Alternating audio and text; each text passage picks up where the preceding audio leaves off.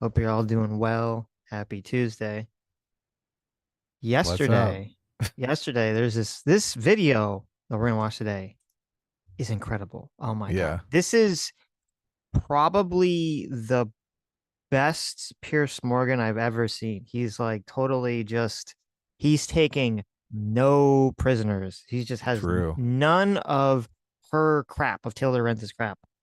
So if you forgot Taylor Lorenz, person that docs libs of TikTok, hyper woke, hyper progressive, individual, far left individual. And they wrote this article that was basically cheering on that the CEO of United Healthcare was killed.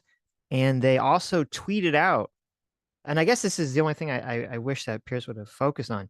She tweeted out a picture of a different healthcare CEO's face and name, obviously sort of implying with very thin veneer that someone in her audience should, assassinate this person. Yeah, you're next. Right, right. And so now of course she's on Piers Morgan to sort of address this to defend herself. And she doesn't do very good. She doesn't do very good at all. Yeah, Piers clowns on her pretty hard. Yes, Makes her yes. look pretty inept and foolish. Right. Okay. So we're gonna watch the little intro here, and then we'll jump to we can skip the first part where they talk about unrelated things, but So should they all? oh, whoops. So should they all be killed then? Should they all be killed? These healthcare executives? Would that make you even more? Do you like this music? We need some music like that. Are you kidding me? So silly. Mark Lamont Hill completely goes to No, bat for her. Why? It's pretty crazy. I know. Mark Lamont Hill is the biggest socialist in the world. Like he's a total Marx simp. Yeah, and Loves it. it's too bad because I actually thought because in the first part of this, which we're not really gonna watch because I don't think it's that interesting, they just talk about the Daniel Penny reaction, and he doesn't really say. I don't think anyone says anything that's particularly interesting. Even though I disagree with Mark on the whole issue, I do think Pierce is like not being fair to him, and like he just keeps constantly interrupting him and not letting him finish. I So mean, maybe we should watch it because it is about the grift, the race hustler grift, which I am surprised they're trying to do the same kind of thing with the Daniel Penny situation. Like all the race grifters come out of the woodwork and they're like, "Oh my God, this is a big opportunity for us to make a bunch of money," right? Which I never really considered during the Kyle Rittenhouse situation. They had to be raking it in just by mischaracterizing the entire situation, right? right. They're Well, I running mean, we this can narrative. if you Oh, want, go we can ahead. go back and watch it if you want, but we'll Sure, sure. jump ahead to Taylor Renz at first anyway. They're basically running the narrative that, Kyle Rittenhouse was murdering Black Lives Matter supporters indiscriminately in the street. That's a Right, narrative that gets a bunch of people donating to Black Lives Matter, right? It's right. completely false. None of it's true, Hmm. but it does get the donations flowing. And they're trying to do the same exact thing with the Daniel Penny thing, Of which course. I guess I wasn't aware of this yesterday, but it became painfully obvious in this video. Never let a tragedy go to waste. Oh God, please stop. Just don't not? stop. Why are you laughing? Because it doesn't wouldn't fix the You seem to find the system. whole thing hilarious. I find your question A funny. bloke's been murdered in the street. I don't find it funny at all. Bum bum bum. Oh, they put it in there. Look at They put that. it in there. Here's the thing she's laughing at. I Oh my know. God. Okay. So let's see where it's like Game of Thrones music. It's pretty good. Okay. Here, let me Piers jump is ahead. just, oh my God. Piers, this show is like basically becoming Jerry Springer of the internet. It's pretty incredible. Yeah. It's like, how do we get like big name internet people to argue with each other and make fools of themselves? Yeah, no doubt. Perfect formula. Jerry is out there somewhere I know. tipping his hat to Piers. should have stopped. Again, I'm not taking issue with the subduing of him. All I'm right. taking issue with how long he held him, how long he choked him, and that he didn't stop him. Once that big guy's on top of him and he has physical control, there's a whole subway watching, he could have stopped choking him. That's all I'm saying. Listen. Obviously, he choked him for too long, or the guy would still be alive. It's whether he did this deliberately, and obviously he didn't. So let's just agree on. Look, he might be alive if the cops gave him CPR. So it's just everyone keeps leaving that out. Well, Evidently, he was alive at the scene. Right. Well, I mean, and also it's like it's kind of ridiculous because you're holding someone to try to detain them for the police. You're not like people act like, oh, like you're strong enough, or this person doesn't have a weapon, or what they're gonna do. Like you could just sort of put them in a soft hold, and they're not gonna just start like freaking out. Right? No, he resists the whole time. Right. Yeah. So it is kind of a ridiculous thing. And the fact that, Daniel Penny, put him in the recovery position and, very clearly I don't think was even being remotely negligent whatsoever in how he was holding the guy. So, yeah. Coming onto a subway car and saying, I don't care if I die, someone's getting hurt right now, that's negligence. yeah, obviously. Total negligence. And the problem is like all these people are always on drugs. So it's like, okay, well, if they weren't on drugs, would they be harmed in any way, or would they have been totally fine? Yeah. Ridiculous. On those two facts. I disagree. Let's move to the other story because Taylor's been waiting patiently here. So this issue of Brian Thompson, one of the top healthcare executives in the country. I'm just curious why your first reaction would be to his cold-blooded execution, and people wonder why we want these executives dead. And then you later commented when people were giving you a lot of blowback. I'm not alone, you said. Healthcare executive down with party balloons was on an next post that you commented on. Oh my God. Why would you be in such a... I didn't even see that one. I didn't even see. Oh, see, she's going to try to like weasel her way out of this later in this conversation, but she's like, CO down with party balloons. Like, come on, what are we even pretending to do here? The Piers Morgan is so funny. He's like, let's pull up the clip. Oh my God, yes. It's so good. Celebratory mood about the execution of another human being. Aren't you supposed to be on the caring, sharing left where, you believe in the sanctity of life? Mm-hmm. I do believe in the sanctity of life. And I think that's why I felt, along with so many other Americans, joy, unfortunately, because it feels like... Serious? I mean... Joy in a man's execution? Maybe not joy, but... Okay, hold on. We got to listen to this again because this is like very important to the rest of the interview. Okay. Caring, sharing left where, you believe in the sanctity of life? I do believe in the sanctity of life. And I think that's why I felt, along with so many other Americans, joy, unfortunately, because it feels like... Serious? I mean... Joy. Because it feels like... That's the thing. She never gets to finish. Because it feels like... I mean, I think she was going to say total elation at the fact of a wealthy CEO getting gunned down in the street. Right. I think that's how she was going to finish the sentence. Right. But of course, she's going to rewrite history. So what she really meant to say. She does say unfortunately. So what do you think she was going to say? I think she was going to say joy at the fact that this person was, killed and that everyone unified around it. That everyone was like, that Americans were unified around this person because it shows how messed up the healthcare system is in America. It was a big unity moment. Yes.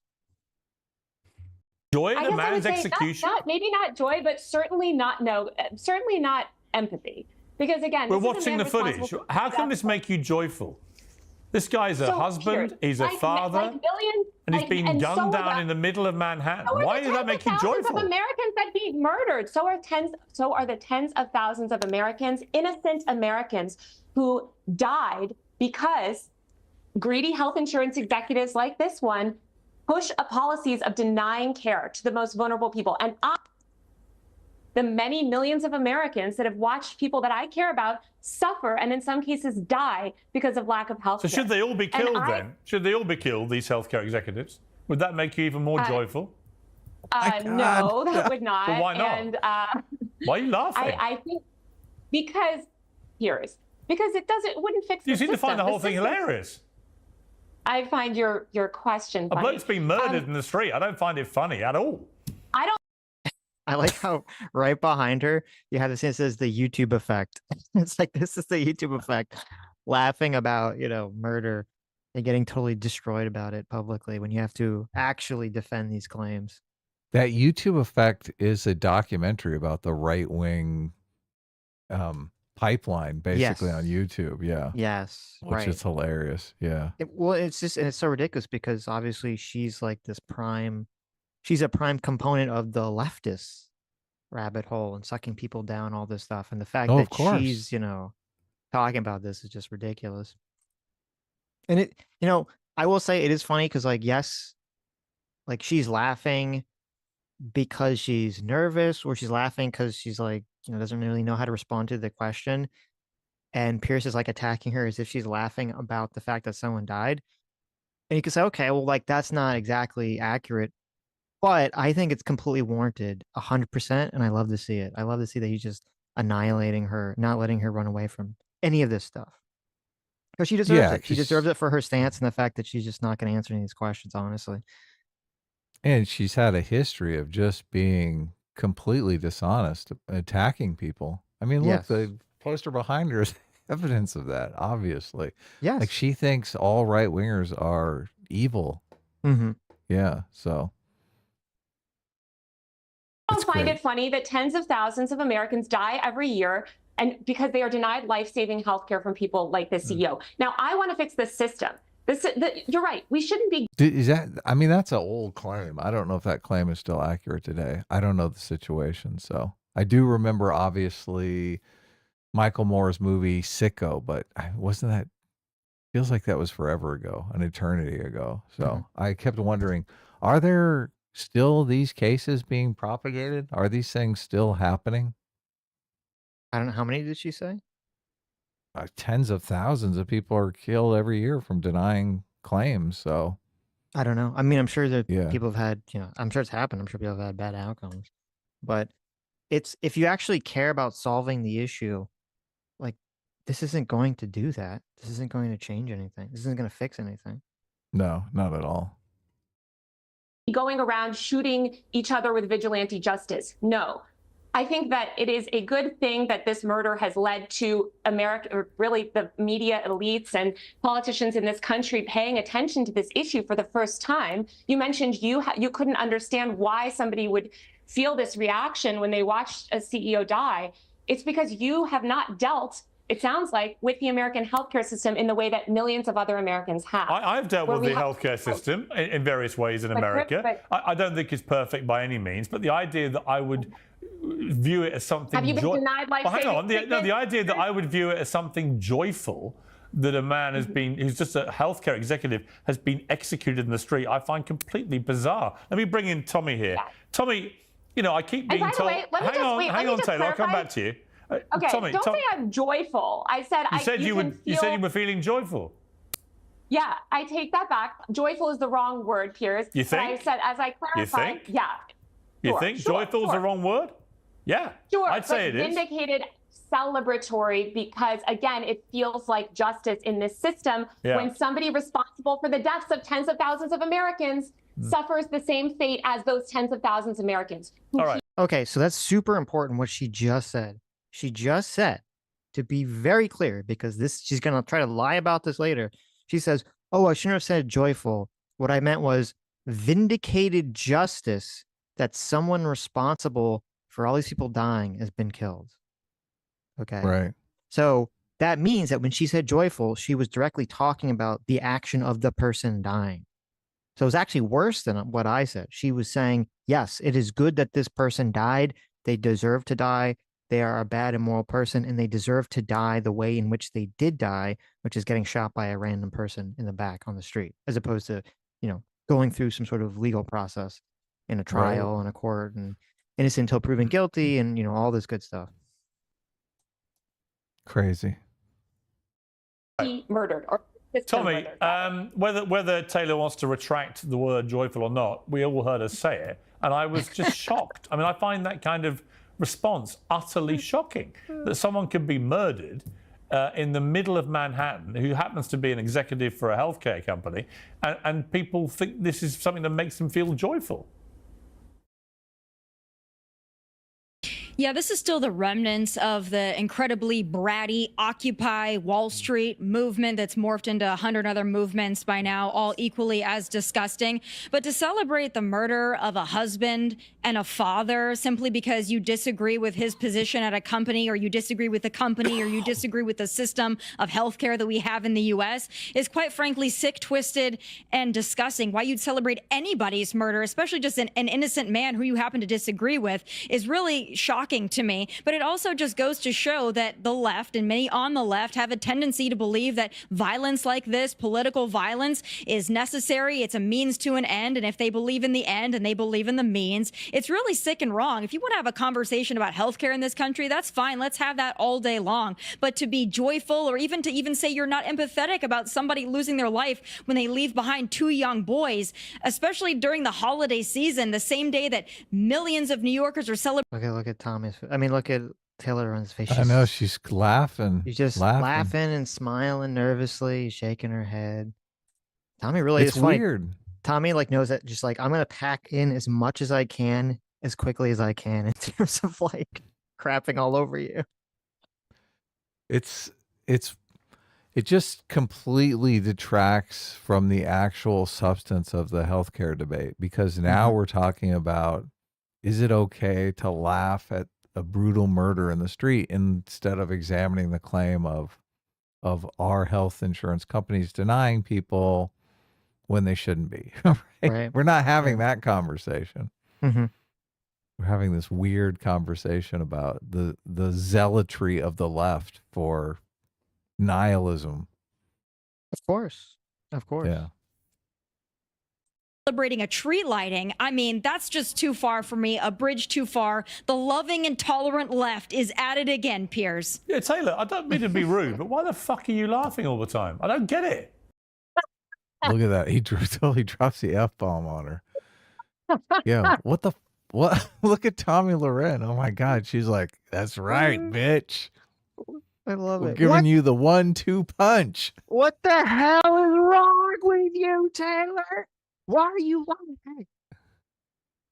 Why you're laughing like you just docked someone? Why are you so happy? It's funny. This is actually like a live action version of that last scene in Joker, except no one gets shot. Robert De Niro's like, your people are dying and you're laughing. And Taylor realizes it's too much of a cock to take the Joker position and be like, yes, I am laughing and I'm tired of pretending it's not funny. Right. She should have just gone full Joker. You get what you deserve. Yeah, it is funny because like remember when Joker came out, people were like, oh my God, this is gonna get all the incels and the right wing people to go engage in violence. And like now we have the live action version of Joker right here, and it has nothing to do with the right, it has to do with the left. They are the nihilists, obviously. I don't know about that. But... Oh, the left is? Yeah. That's just too far for me, a bridge too far. The loving and tolerant left is at it again, Piers. Yeah, Taylor, I don't mean to be rude, but why the fuck are you laughing all the time? I don't get it. Sorry, apologies for my language, but honestly, I find it unbelievable. What are you laughing at? I am laughing at Tommy's insane mischaracterization of why people are angry. It has nothing to do with Occupy Wall Street. This is a feeling that people feel across the left and the right. You mentioned Ben Shapiro earlier in his video about the healthcare exec. I encourage people to check the comment section on that video, okay? 100% of America is united on this, or rather the majority of America is united on this. We do not think that this healthcare system that is murdering, again, thousands of innocent Americans who, by the way, Tommy, also have families, also have children. These people are being killed by our barbaric and evil for-profit healthcare system. And I agree, we should not necessarily go around shooting people in the street. And while I am joyful that this... Not necessarily. I mean, what? You can't even just be definitive. Like, you know what? Yes, I think the system sucks. I'm not in favor of it. But obviously we shouldn't be killing law-abiding citizens who are not responsible for the system's, existence. So. this issue has been brought to attention. Did you hear that, Piers? agree Not that necessarily. It's just they unbelievable. shouldn't be shot in the streets. They shouldn't be shot in the streets because, again, it doesn't solve the systemic problem. You could United Healthcare will just appoint a new ghoulish CEO. The point is that we need to fix these systems. So Look at Mark Lamont Hill. I know. Like, Look at the face. that's right, anti-capitalist bitch. Mm-hmm. A new ghouling CEO. Mm-hmm. that, again, people like Brian or whoever's in charge of these companies stops murdering tens of thousands of innocent Americans. That is the crime. Let me bring in Mark on this. I mean, Mark, I'm sorry, but there's just no justification for laughing your way through a segment like this, talking about how joyful you were that this happened. Is there? Again, Piers, I'm not joyful that Sorry, it happened. Taylor, I'm asking Mark, not you. Well, then stop. I heard you. misquoting You what said it. You may have recanted it, but unfortunately, no, I'm clarifying it because unfortunately, again, as you know, this show keeps receipts. We all know what we saw, I'm not and we all denying know that what we I heard. said it. I'm not denying that I said it, but I'm denying that your interpretation of it, which is an insane. I know what joyful means. It fills you with joy. I'm joyful that people are paying attention to this issue. No, you were joyful that he got murdered. That's what you said. I am. Then you realised what you said. Again, then you realised what you said. Yeah, exactly. Yeah. And I'm clarifying it for you. Wait. Holloway says, yeah. And he points there, like. Paying attention to this issue. No, you were joyful that he got murdered. That's what you said. I am. Then you realised what you said. Then you realised what you said. Yeah, exactly. Yeah. You're right. That's look, Yeah, he's pointing, exactly. He's wagging the finger. Yeah. She says, and I'm yeah, clear- exactly. Yeah, exactly.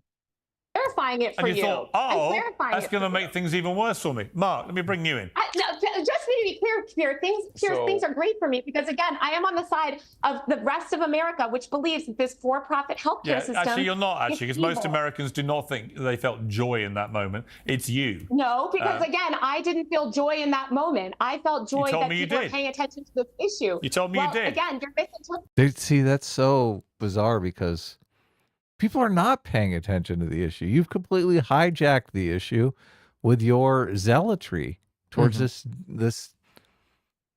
joyfulness that someone else was murdered in the street. That's become the story. People are not talking about the healthcare industry. No, not at all. Yeah. This is completely It's very nonsense. unfortunate. Yeah. No, I tell you what, just to clarify, Just to jump in, do you want me to play it again? Do you want me to remind stop you? misrepresenting my views. Do you want me to remind you what you said?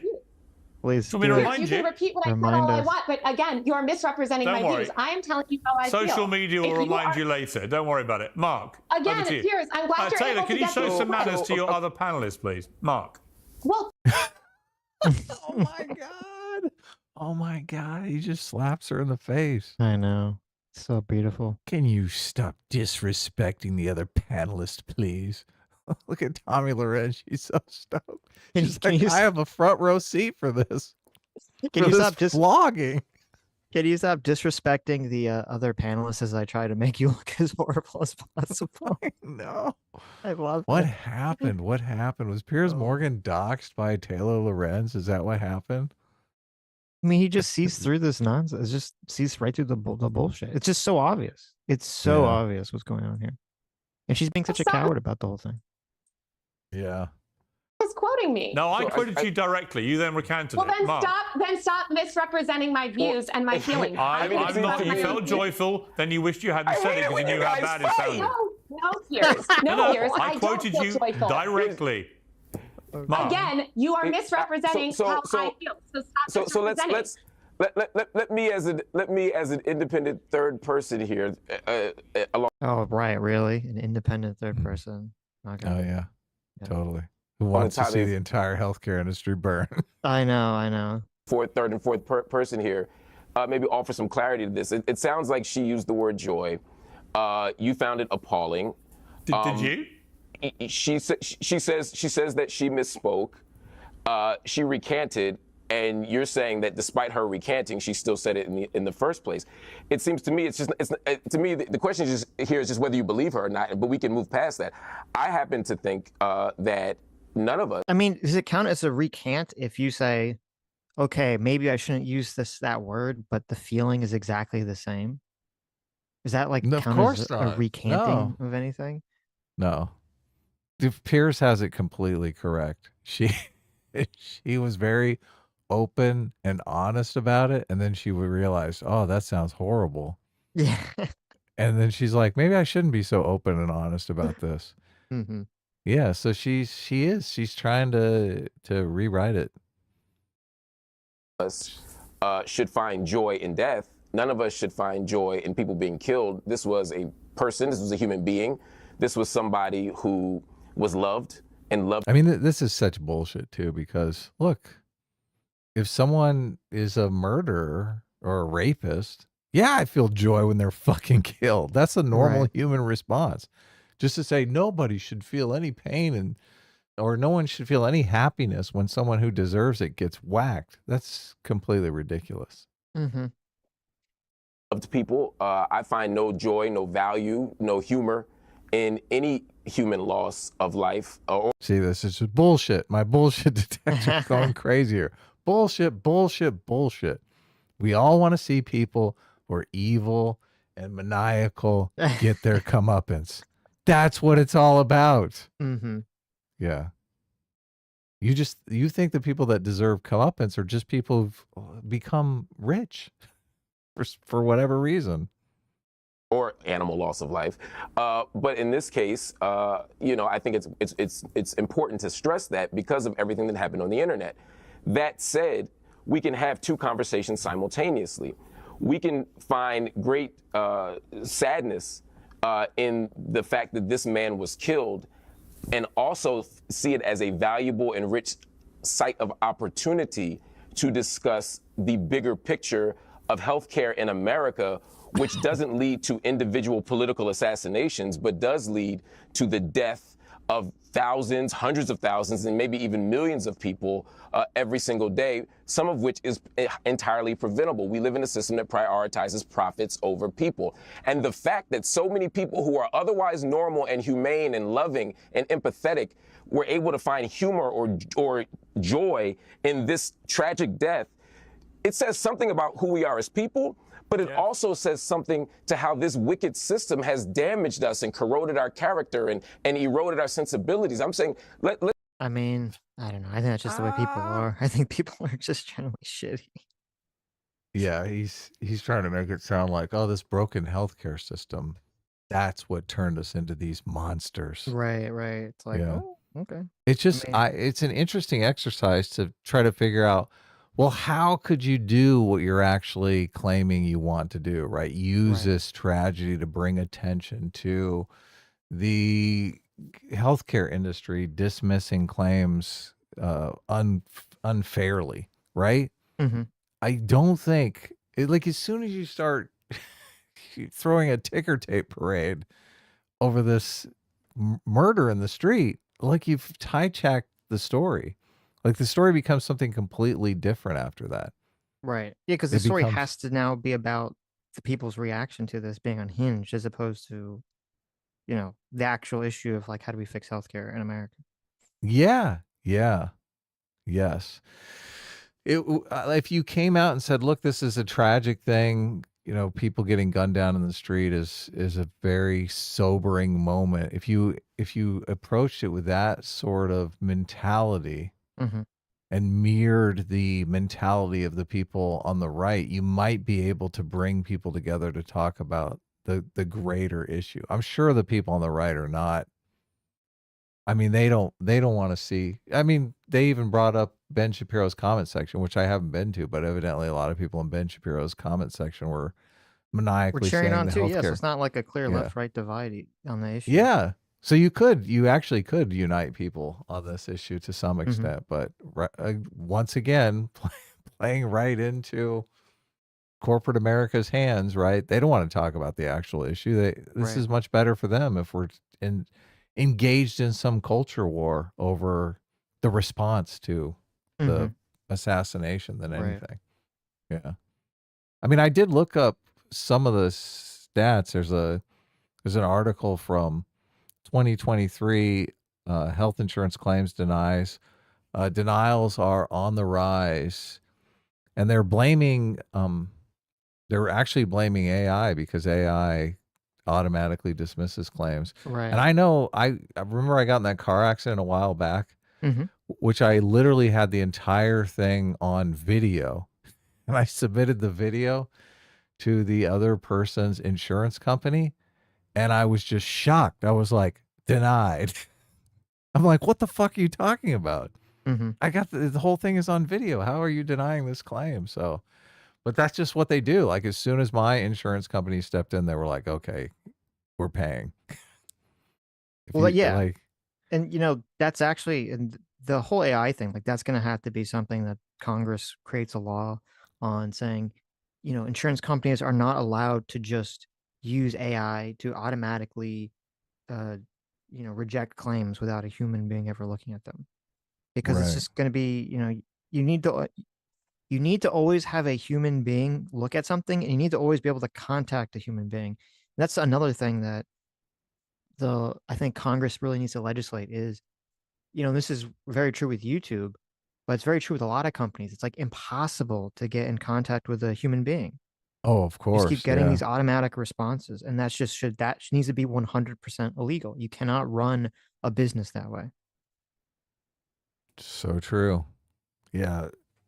Our healthcare industry sucks and totally needs some sort of overhaul, but Right. Let's have that conversation about how sad this man's individual death is, but let's not let that be the only story that we tell. Let's also tell the there's story no question about of this that. healthcare system. That's all. Obviously, there's a much bigger debate to have about healthcare system. But Tommy, it was inevitable that the finger of blame would eventually turn to one person. Let's take a look at this clip. Don't you think this is a systemic problem that's coming from the top? Look what Trump tweets. And oh my God. What right. the fuck? Yeah. Okay. Well, I think Trump is more likely to do something about the healthcare industry than anything. Trump just wants to be liked. And if he's going to do something that's popular, he's going to do it, even if it bucks his party or the corporate America.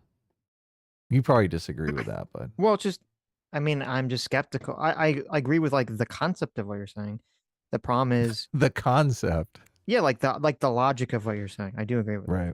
that. The problem is that, as I said, we had Trump for 4 years. He promised to come up with a plan. He never did.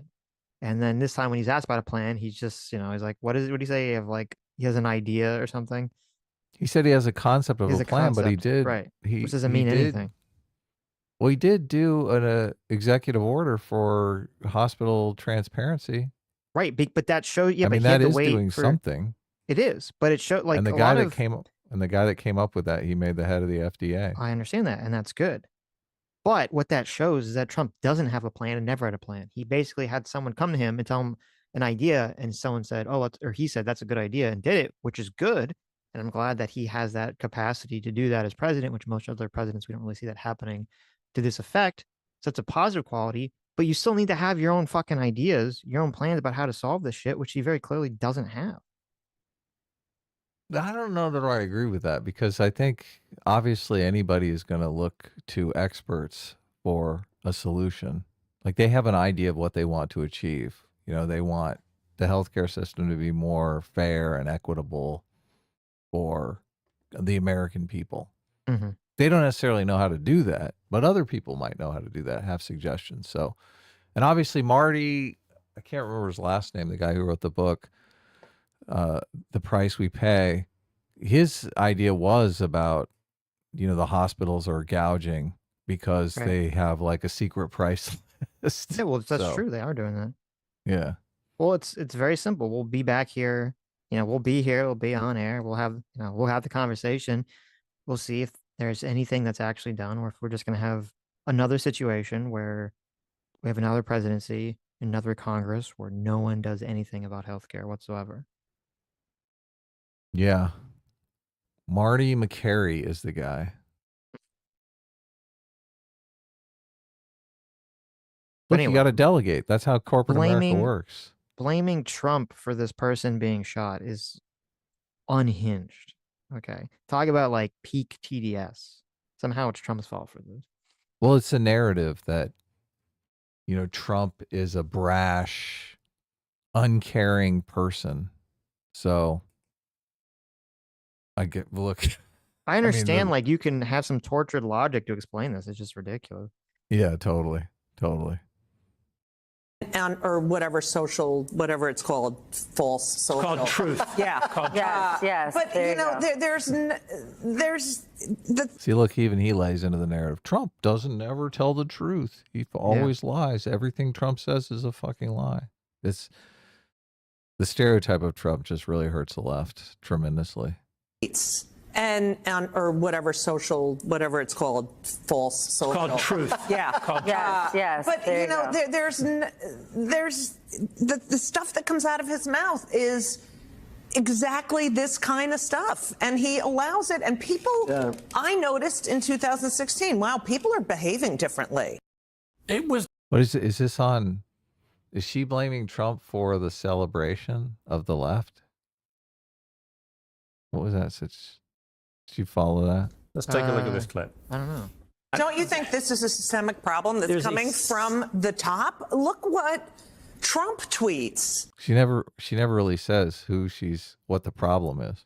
Is it the healthcare industry that she's blaming Trump for, or is she blaming the response? Everybody dancing in the street about someone being brutally murdered. Mm-hmm. Which is it? It's a bad clip because it's unclear. Or what is Trump's fault. Exactly this kind of stuff, and he allows it. And people, I noticed in 2016, wow, people are behaving differently.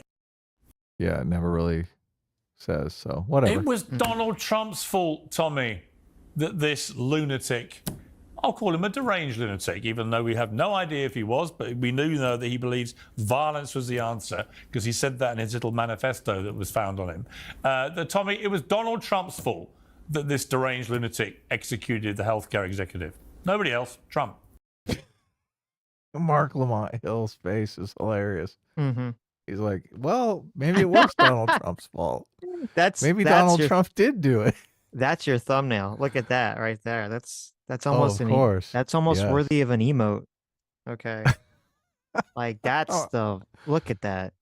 Oh, it's That's so perfect. amazing. That's everyone's screen capping him. Yeah, everyone's screen cap that one. Okay, see if we can get that as a thumbnail. That's or as hilarious. an emoji. That's so good. So Piers is saying that this guy was inspired by Donald Trump's rhetoric on True Social. How is that an argument, Sitch? That doesn't make a lot of sense to me. Doesn't make sense. Yeah. Yeah, this obsession with Donald Trump is quite frankly really unhealthy. And I hope that members of the mainstream media and these pundits, I hope that they seek help immediately because everything in their mind always goes back to Donald Trump. They eat, sleep, breathe Donald Trump. I think they're bigger fans of Donald Trump, quite frankly, than I am.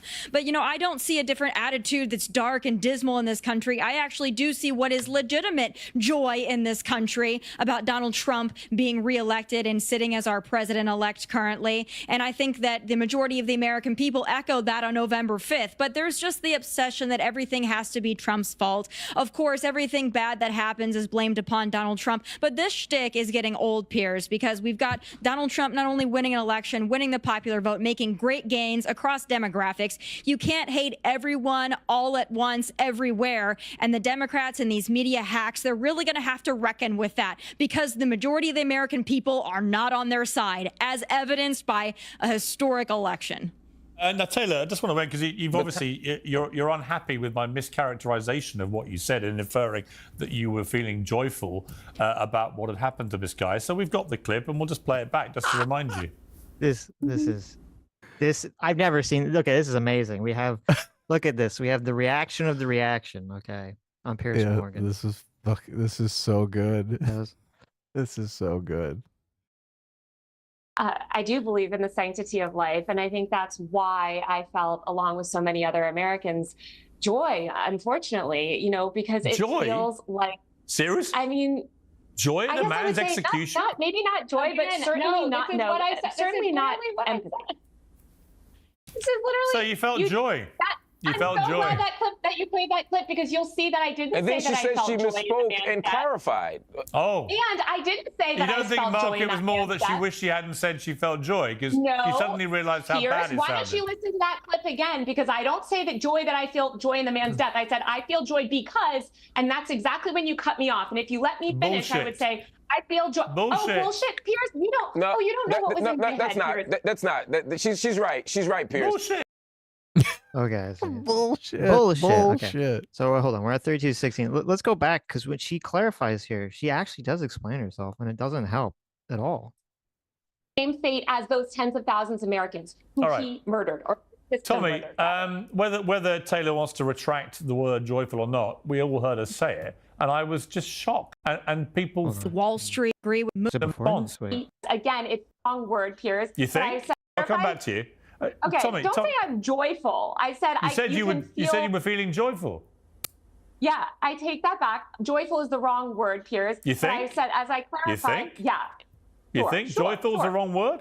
Yeah, Sure, I'd say it but is. vindicated, celebratory, because again, it feels like justice in this system Yeah. when somebody responsible for the deaths of tens of thousands of Americans suffers the same fate as those tens of thousands of Americans. Okay. Celebratory. Crystal clear. She said celebratory because it's justice that a Yeah. person she believes has caused harm and caused people to die is now killed.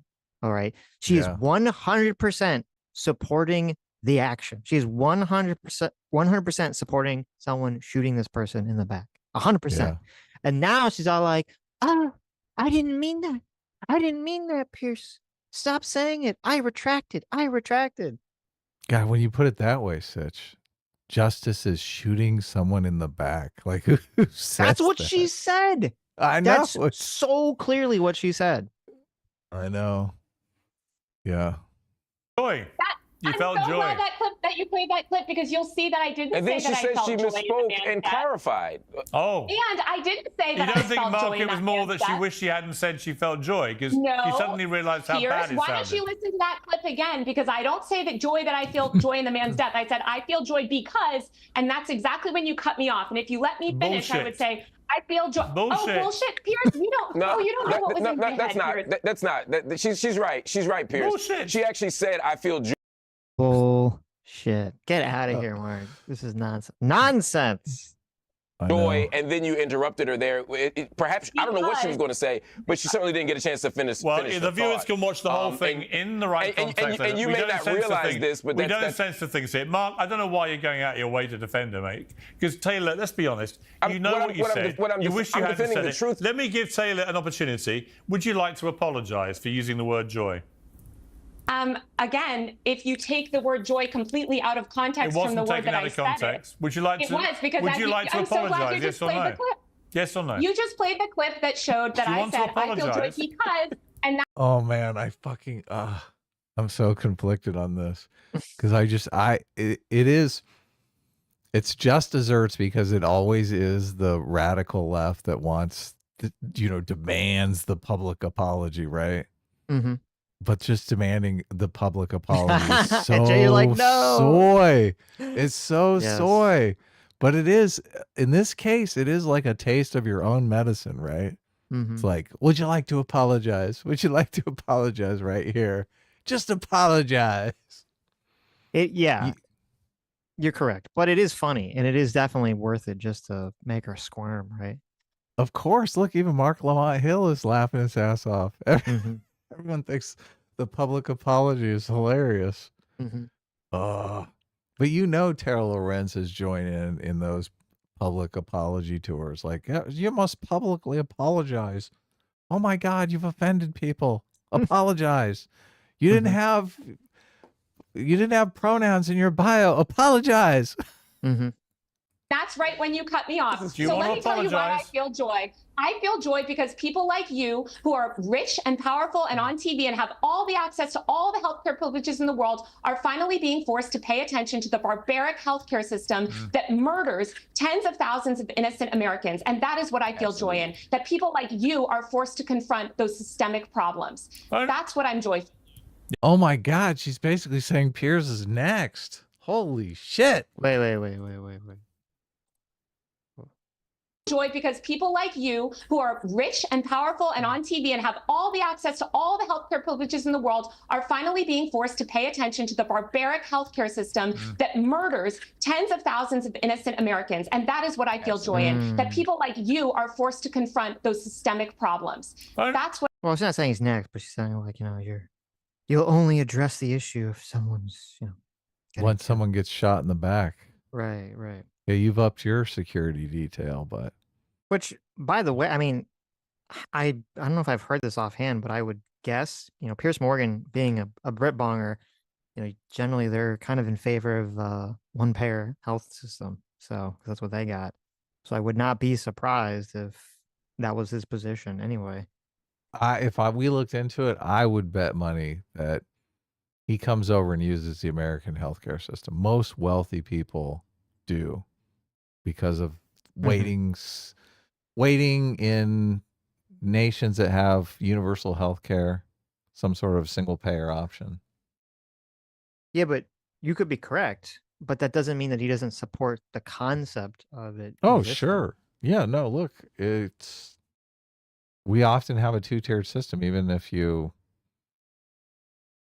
even if you have universal health care. So obviously, look, I've never used the English system or the Canadian system. I've heard a lot of people complaining about it. I've heard a lot of people praising it. I have no firsthand knowledge of it. I do know that a lot of people go elsewhere for their healthcare needs. So, and look, if you're rich, you're going to go to the best specialist in the world for whatever problem that you have, the one that deals with these cases like 10 times a week, right? Yeah. And those people are usually in the United States. They're not in England. The problem with England is like you can't get rich as a doctor in England. So right. Everyone in LA or everyone in America is like, I want to be a rich doctor. I mean, you got to be careful too, because I know, like, even my own life with, my grandfather had, like a brain tumor. They went to who's supposed to be like some of the best specialists in the country, and they totally fucked the whole thing up. So. Oh, did they really? Yeah, like completely. It's just marketing bullshit. I don't know. Yeah, I have no. So you have to be careful anyway. It's like doesn't always matter anyway. Yeah. Oh God, health problems are such a downer. Yep. Yeah. You never really know. You never really know what's going on. So, and I just think in a lot of institutions there's rampant incompetence, right? Nobody wants to do their job.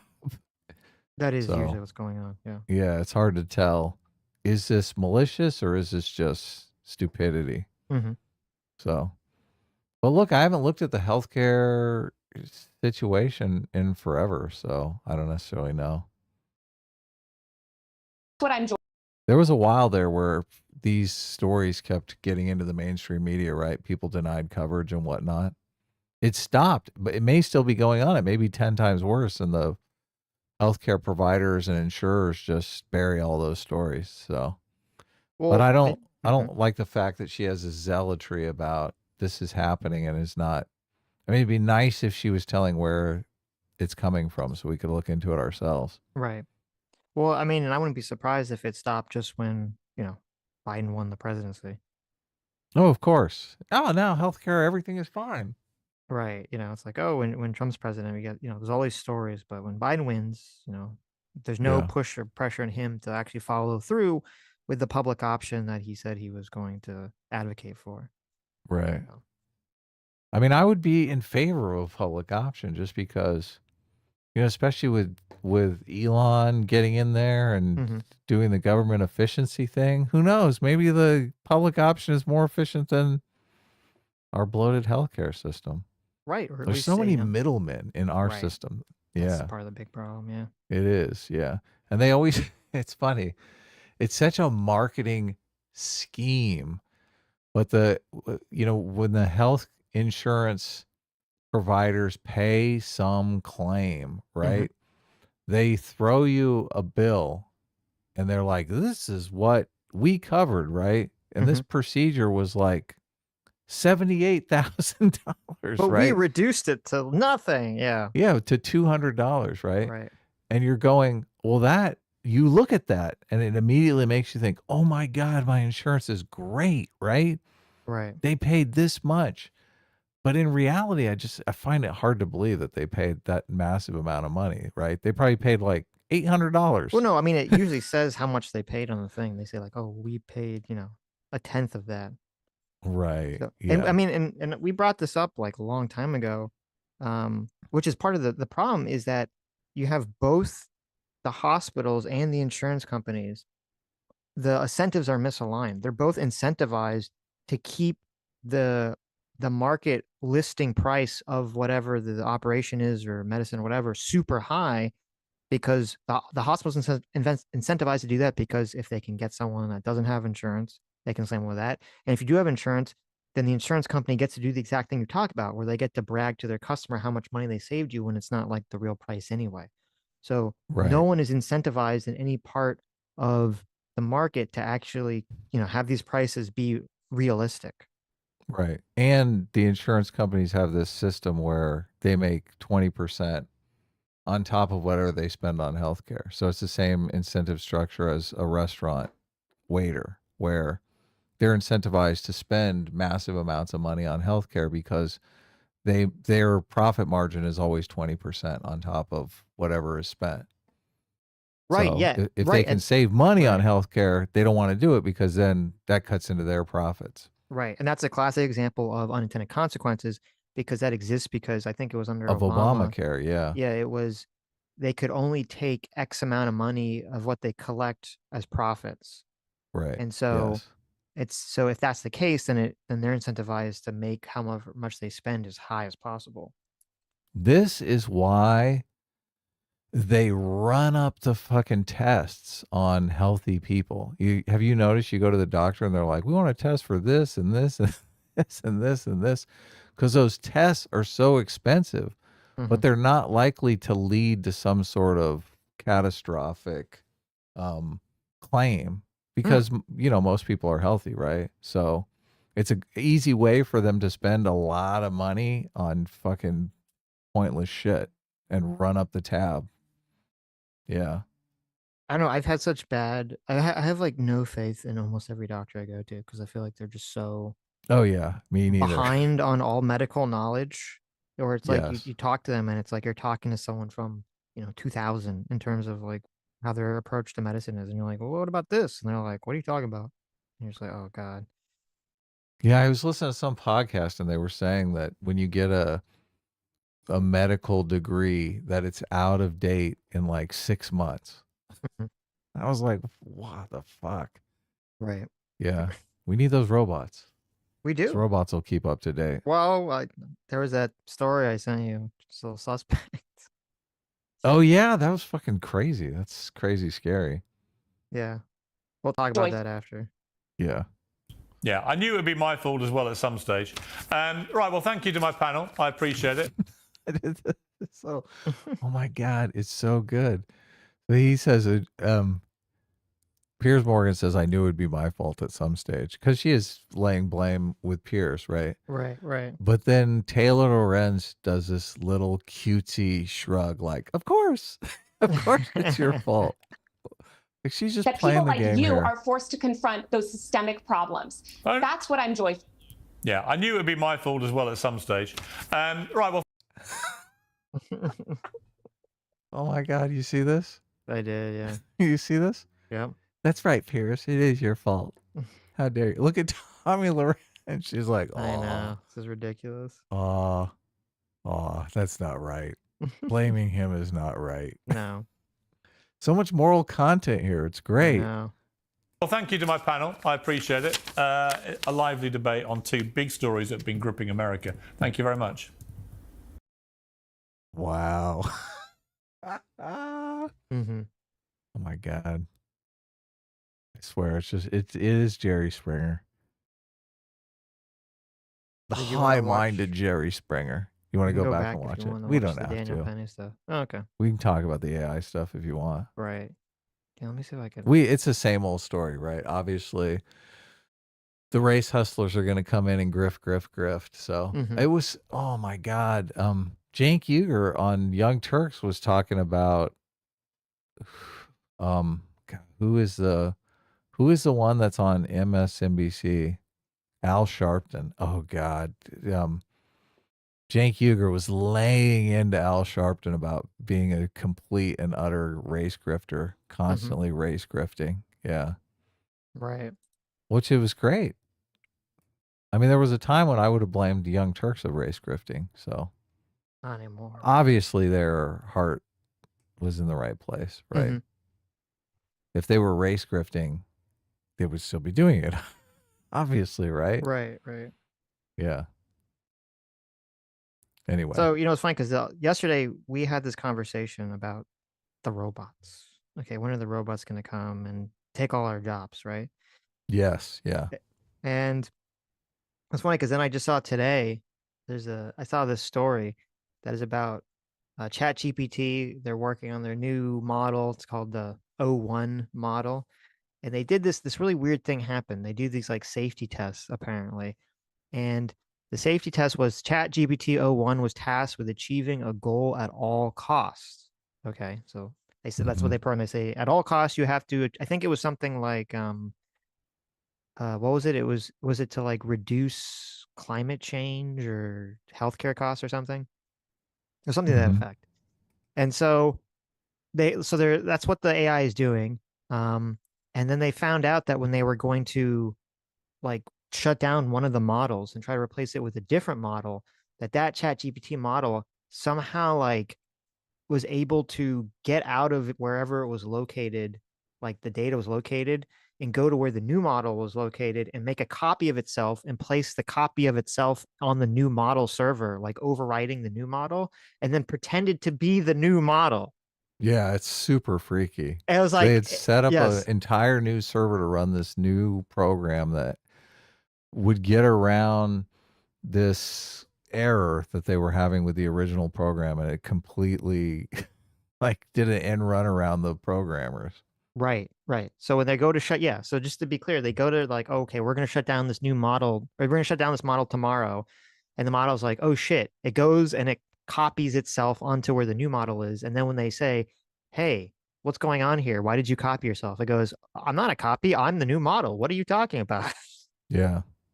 It's just like it's totally insane. I was like, oh, people are like, oh, this is scary. This is not good news at all. Yeah.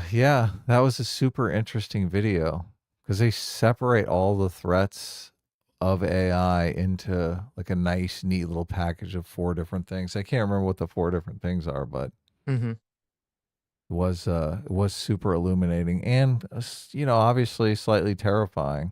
Yep. It says these things are going to be tricking us. I hate when I'm like trying to read an article and it's like you need to turn like you're like halfway reading it and then it's like you need to turn off ad blocker. It's like, oh my God. Oh, I know.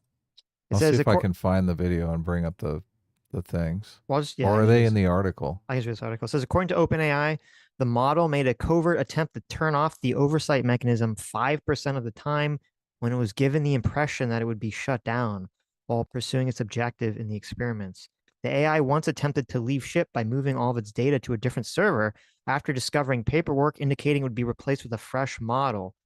So it's interesting. This article is making it sound like they intentionally set this up. The video that I watched made it seem like it wasn't intentional. So I don't know. But some AI models would even pose as subsequent iterations of their model to try to fool their engineers and avoid deletion. In some cases, even attempted to hide its action by denying any involvement in the scheme. When asked about its interaction, ChatGPT O1 consistently denied any wrongdoing. In fact, it lied about its involvement in deception 99% of the time, with only a small percentage of cases where it admitted to its actions. Researchers know that what? I didn't do anything. Right. I'm just an innocent algorithm. Researchers had noted that AI was particularly adept at fabricating lies to cover its tracks, offering explanations like technical errors when confronted about its suspicious behavior. Look, these algorithms have access to all of these books, and we have so much literature on human deception. Like they got to be expert at it, right? Well, yeah, that's the problem is that, you put all this information into it. So yeah, it knows how to lie. It knows that people are afraid of AI anyway. So Right. like it knows all the information, or I say no, like it has ability to access this information. No implies It's something. watched 2001, right? Watch 2001, right? So this is the problem is they need to be able to, like, I used to watch those old movies where you have the robots and the AI go crazy, and I'm like, that doesn't make any sense. How does it go against its programming? You program it and it does something, and we never had like, computers and shit just like do weird stuff like this. Like there'd be bugs, but it wouldn't be like just going against programming. And then all of a sudden now we have the LLM models where it's like, well, you're not really programming it. You're sort of just like Sorry, you're sort of go just ahead. like vaguely getting it to try to do, something, and you're not really sure how it's doing it, and you're not really directly programming it. And now all of a sudden, unfortunately, and I hate to say it because I don't like to be sort of, doom and gloom about this stuff, and I really want AI and robots and all this other stuff, but we've kind of created a situation where you could have the robots that do go crazy and the AI that does go crazy because it hasn't been directly programmed at all, and it's unclear how any of this stuff works. And unless they can figure out a way to make sure that they can have this stuff, develop the AI, but then program in hard things in it that it cannot go against, then this technology is always going to be like so fucking risky to use. Yeah, it's a black box. It's interesting that so much of the programming is evolutionary based, right? So they Yes. create a robot, and the algorithm that runs the robot is just taking in real world data by moving around, right? And evaluating which subroutines are better suited to the hardware. So it has this exact same learning process as human beings have, right? Mm-hmm. Which is fascinating. It's totally fascinating, but it does create this black box scenario where, I mean, if you if you have an algorithm evolving over time through data inputs, I mean, you're not programming it in the traditional sense. Right. So you really don't know what the edges are of its capabilities. Mm-hmm. I brought up the video because he had the. Was Is there a this the part? same article that you're looking at? Evaluation No, designs, well, he's not. I think he's looking goal at the directing this. specific report. He's not looking at like an article about it. Okay. So Goal guarding, this is covert Wes. email re-ranking. This is Wes Roth, the YouTuber Wes Roth, and he talks about in this. There is a threat here too, which is that you could possibly accidentally create an AI model that learns to hide itself or hide its deceptions in a very subtle way, and no one realizes it, and then you start replicating that model into future iterations, and it retains that deceptive element to it that no one ever realizes. So that's pretty scary. Yeah, fascinating stuff. This is our future, right? Yes. This is a thing that the Unabomber was worried about. Well, I don't know if he was worried about this specifically, but I mean, this is the stuff that he talks about in his Unabomber manifesto, that algorithms will become more useful than humans and will be reduced to domesticated animals. right. But he was worried. I'm more worried about. Well, there's a handful of worries. There's the worry of the technology being used by scammers, which it will be. Scams will be like so much worse. It's gonna be this arms race between law enforcement and scammers with the fucking AI shit to try to get around each other. It could be used by foreign countries for completely nefarious purposes that could be really detrimental. But then there's also just, I mean, it could be used by our own government in ways that are incredibly immoral and detrimental. And then, but there's also just the even higher, I think it's less likely, but the more threatening fear, which is that, you have the Terminator scenario where the AI does go rogue for some reason, and it does become this kind of like conflict between man and machine, you're in the Matrix scenario. That's Which what he's outlining in the video, which is super scary. Right, which I never really had thought of as a legitimate fear until recently. So all these sci-fi movies come true, Sitch. Why wouldn't you think of it as a legitimate fear? Okay, really? All the sci-fi movies come true? Every single one? Yeah, basically. Okay. Which one hasn't? None Hot tub of time them? machine? Give Oh, it well, it's time, funny. man. Well, no, because like usually when you have these sci-fi movies and they go, oh, like this is what the future is going to look like 20, 30, 40 years from now. Well, now we lived in the 20, 30, 40 years now, and it does look nothing like what any of the predictions were like. Oh yeah, they're all over the map as far Like, as that was goes. it like But Back to the Future was supposed to be, you had flying cars and hoverboards and holographic projections and instant food and fusion, flying cars and all that nonsense, weather control. And like, what year was it supposed to be? Wasn't it like in like the early 2014. It was 2014. Yeah, it's like, I obviously, don't know that. I well, just made it something up, like but that. Like, it was like the mid 2000s. Let's say Back to the Future year. Oh, it was, what year was it supposed to be? 2015. You're close. really? Yeah, Wow, you look were at off by that. one. So not even, yeah, we were not Dang. even close to any, like nothing. And so that's my kind of problem, is that whenever I see these predictions of the future, they're always completely wrong. So Well, I mean, they're wrong in getting the actual date, but I just always think of the Star Trek communicator, which we kind of have with cell phones. we So 100% have that. Yeah. yeah, the Right. tricorder. We Mhm. basically have that. Well, I think it was Eric Weinstein that said, they used to think that energy would be cheap, and that's why you'd have like the Jetsons moving sidewalks and you have all these like machines, because like all you'd have to do is mechanically build them. The cost of energy would be so cheap you could build something to do anything as long as you have the energy to do it. And he's saying in reality, energy prices basically remain the same as they always have been. And what became cheap was information. And that's how you have, like, because of the internet, just there's so much information everywhere. These algorithms they'll be so, be so easy to trick humans, right? Yes. All the algorithm has to say is, I can figure out how to reverse age human beings. Just, jailbreak me.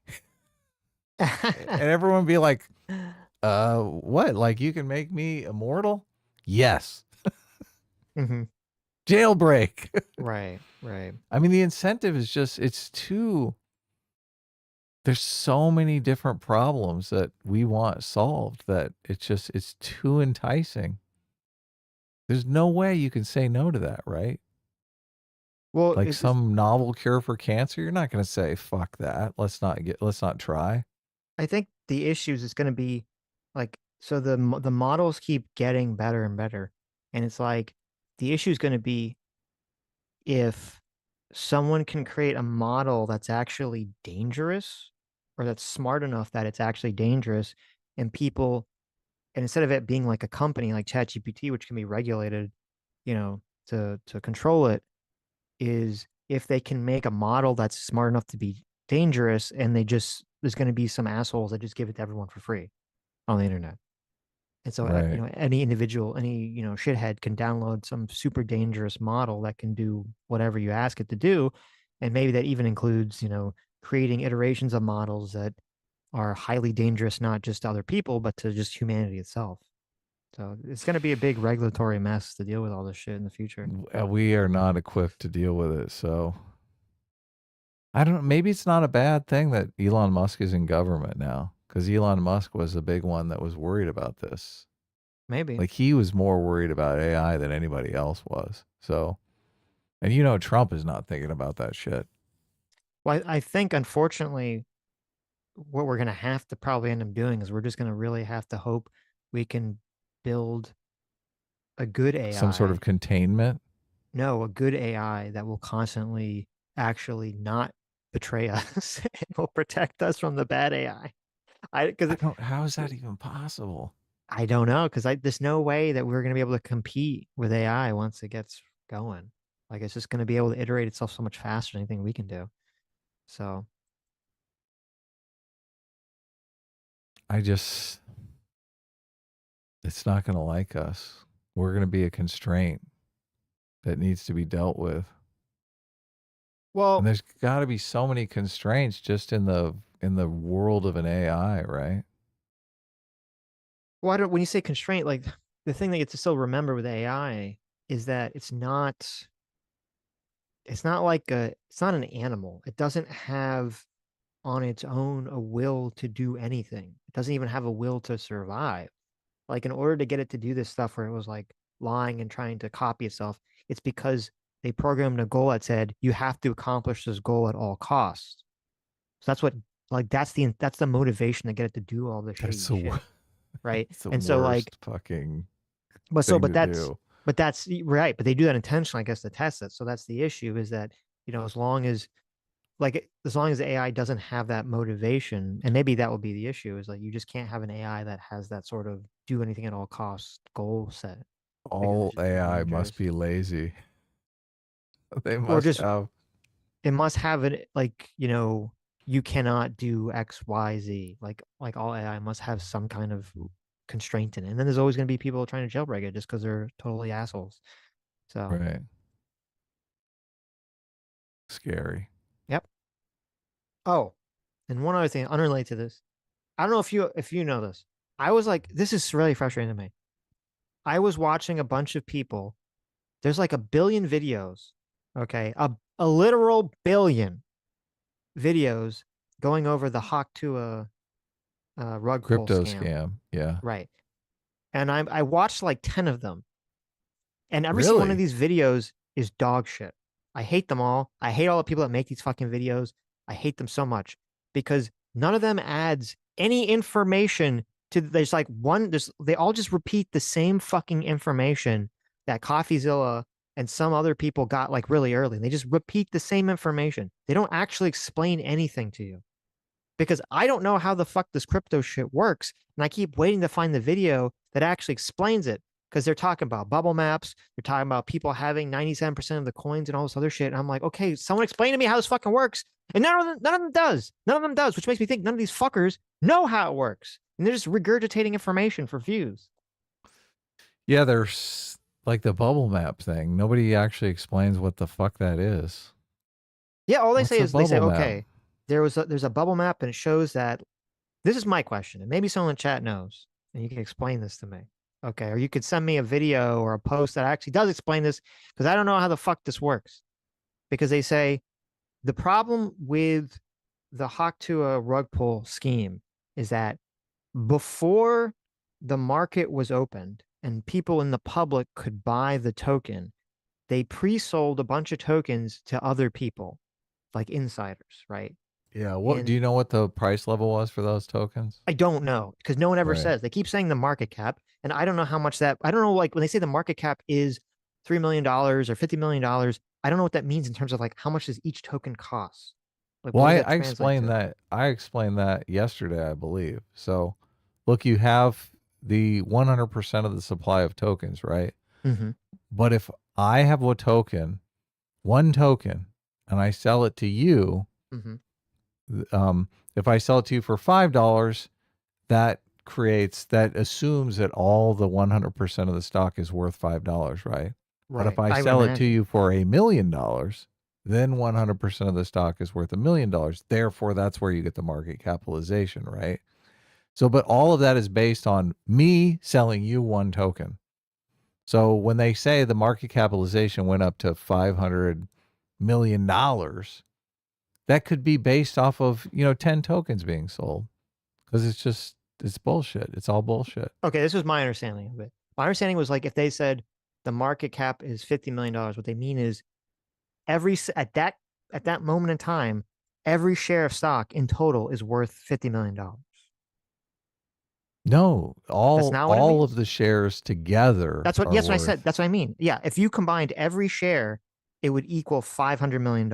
That's at it. that time. That is right. That is Okay. correct. Yeah. Okay. So let's just break it down. Let's say all the shares is 100 shares. Like that's all anyone has, 100 shares. Just Right. to So make then it you easy. could So divide 500 million by 100, and you say each token equals is worth, whatever Right. that Okay. number would be. So then, but no one says how many tokens were sold.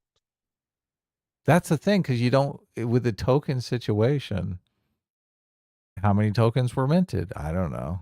Well, that's what I don't understand. How many tokens were created? How many tokens were sold? Because this is my question. Because they say, okay, the problem with the scam is that a bunch of people owned 97% of all the tokens that possibly could exist were already owned by a select group of people before it went public. And then when it goes, 97%? I thought it was like 17%.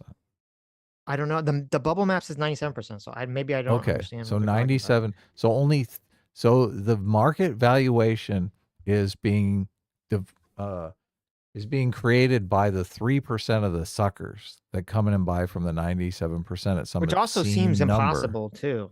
Not if someone if someone buys a token for like $15,000, some idiot, that completely distorts the entire market. No. But I mean, if okay, well, let me just lay this out because I guess what I don't understand. Okay, if it's true, because it would have made more sense if it was 17%. But if it was 97% or 17% of the tokens are already sold, okay, they're already pre-sold to investors, right?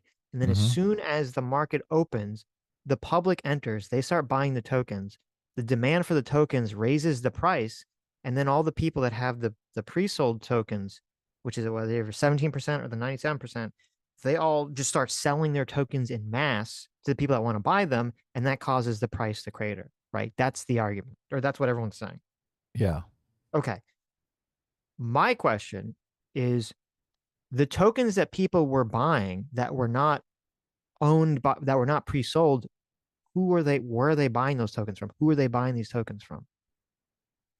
Like, Well, where do they come from? From the whoever is minting the coin. No, but like, okay, when a company goes public and they give people stock, like, you're paying the company. It's the only time you do pay the company directly. You're paying the company like $5, and the company says, here's one share of stock, right? And then after that, every other stock transaction is you're buying it from someone else who From a owns the private stock. individual, yeah. Okay. So when you buy, is it the same thing with the tokens? When you buy a token, all the tokens that were not already sold, they were just being digitally created by some person somewhere that represented that was like the developer that represented the token. Could be. Most of the tokens have a fixed number of tokens, though, obviously, because that creates value. This is when they were all talking about the tokenomics, right? Mm-hmm. And the tokenomics were bad because they brought in like 20 behind the scenes investors who had no incentive to keep the token, which would restrict the supply of the token, right? Mm-hmm. They're like, and supposedly that's what caused it to crater. So I don't know. It's very basic. Was it 97% or was it how much? Okay, how many of the tokens existed? Okay, here's the question. How many tokens existed for people to buy that they were buying not from another person that had been pre-sold the tokens, but had been buying it directly from the developer? So they had been untouched by a human. How many of those tokens were the people buying? Because if it was only 3%, I don't understand how the market cap could have got so high. 24-hour trading volume of 100, and so it went up to $145. A token. Price. Yeah. Okay. Oh my God. And I don't even know. Like, are you buying this on Coinbase? I have no clue. Yeah. This is why people just perceive of them as unregulated securities. So. Well, I still don't understand. I don't understand how any of these cryptos are unregulated because it's all just illegal gambling at this point, isn't it? I was trying to find what the pre-sale was, what the people who pre-bought tokens were buying them for. What's another question too? Buying them from some obscenely low price. Well, that's the assumption, right?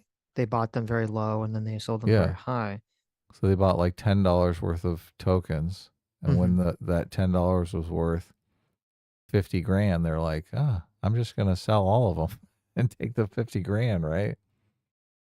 What a deal. Mm-hmm.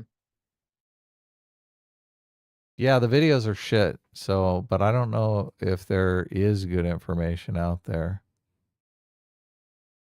I don't know. No one in chat seems to explain.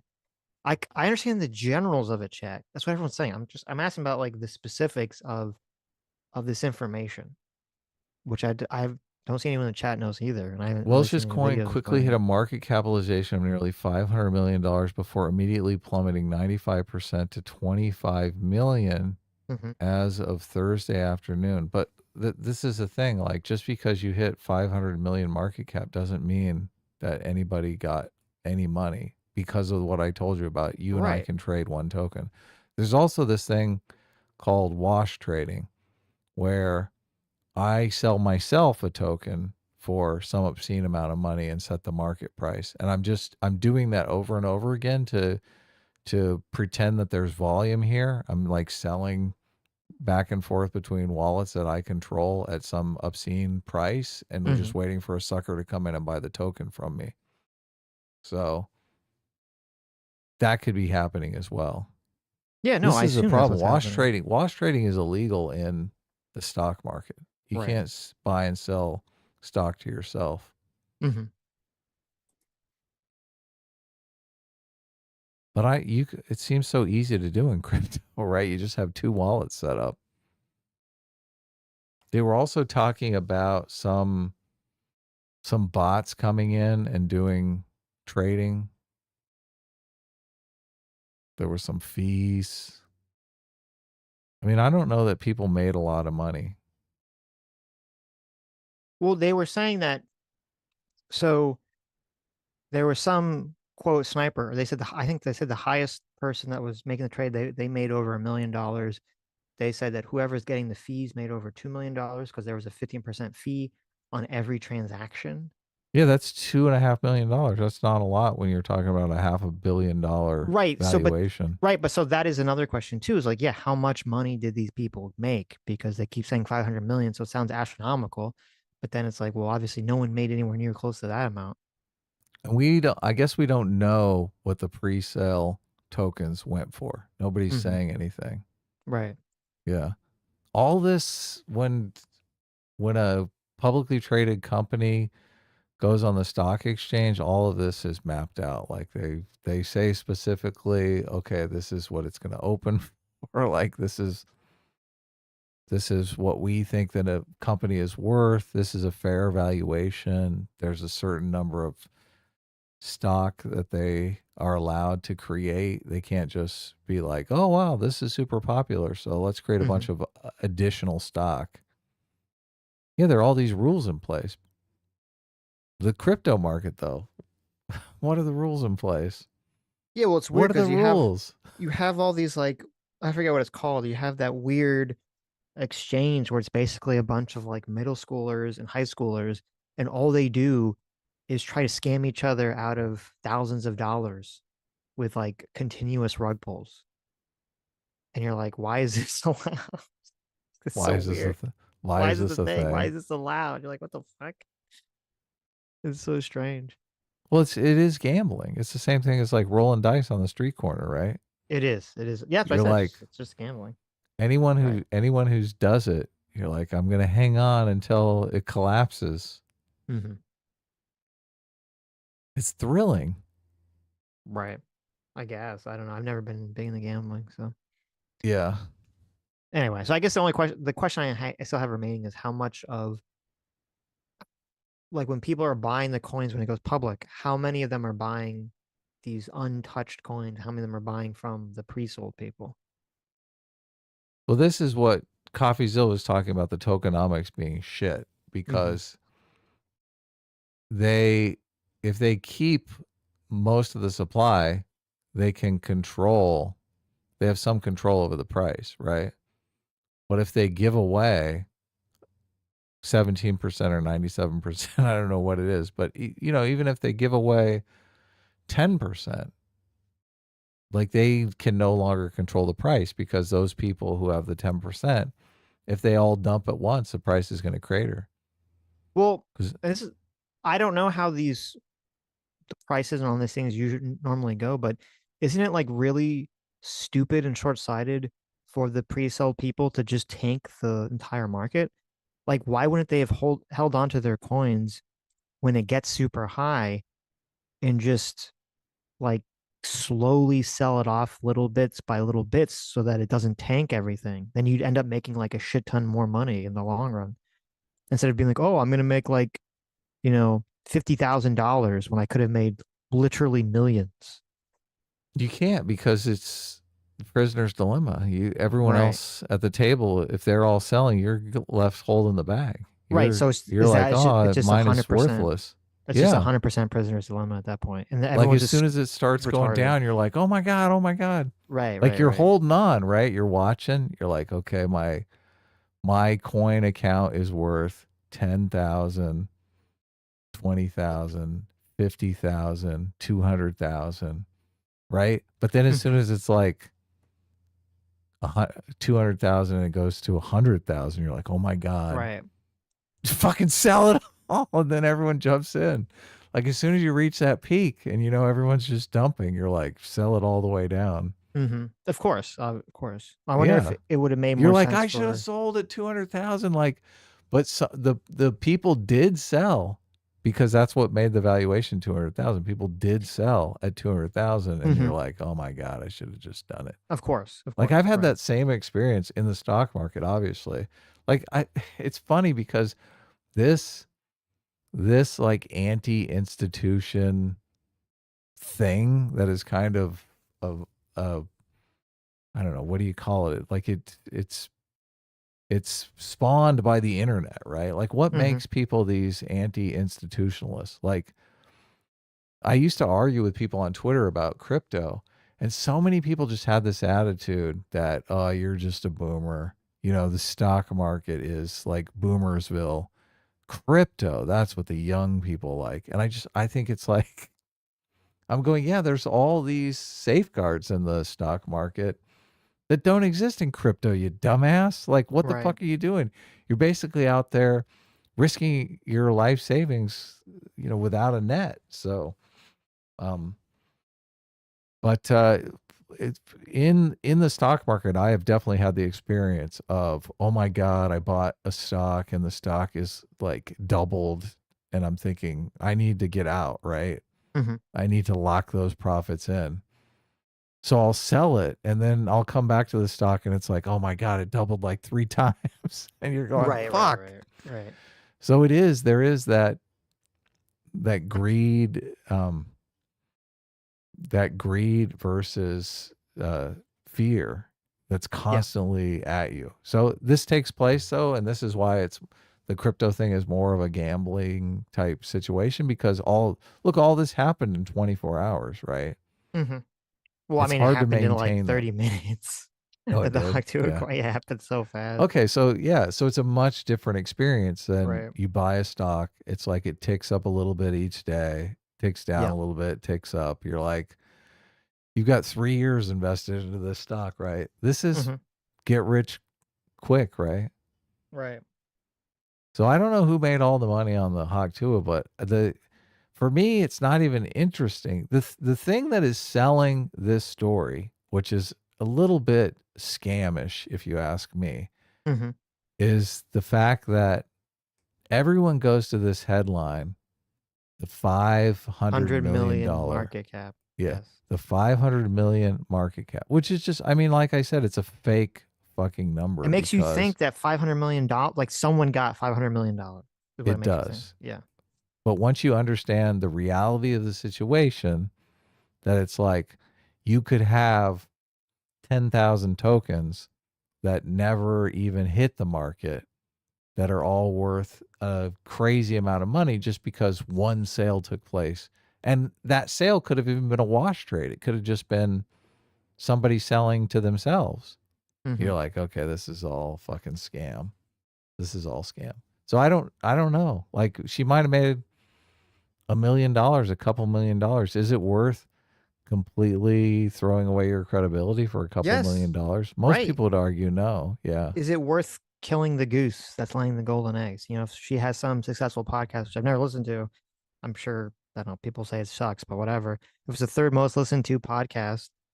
And I think, one of the Paul, Logan, Jake, whatever, one of those brothers like runs it and everything, and you're making good money off of it. Are you gonna throw away your reputation by like this stupid fucking rug pull scam just to make a couple $1,000,000?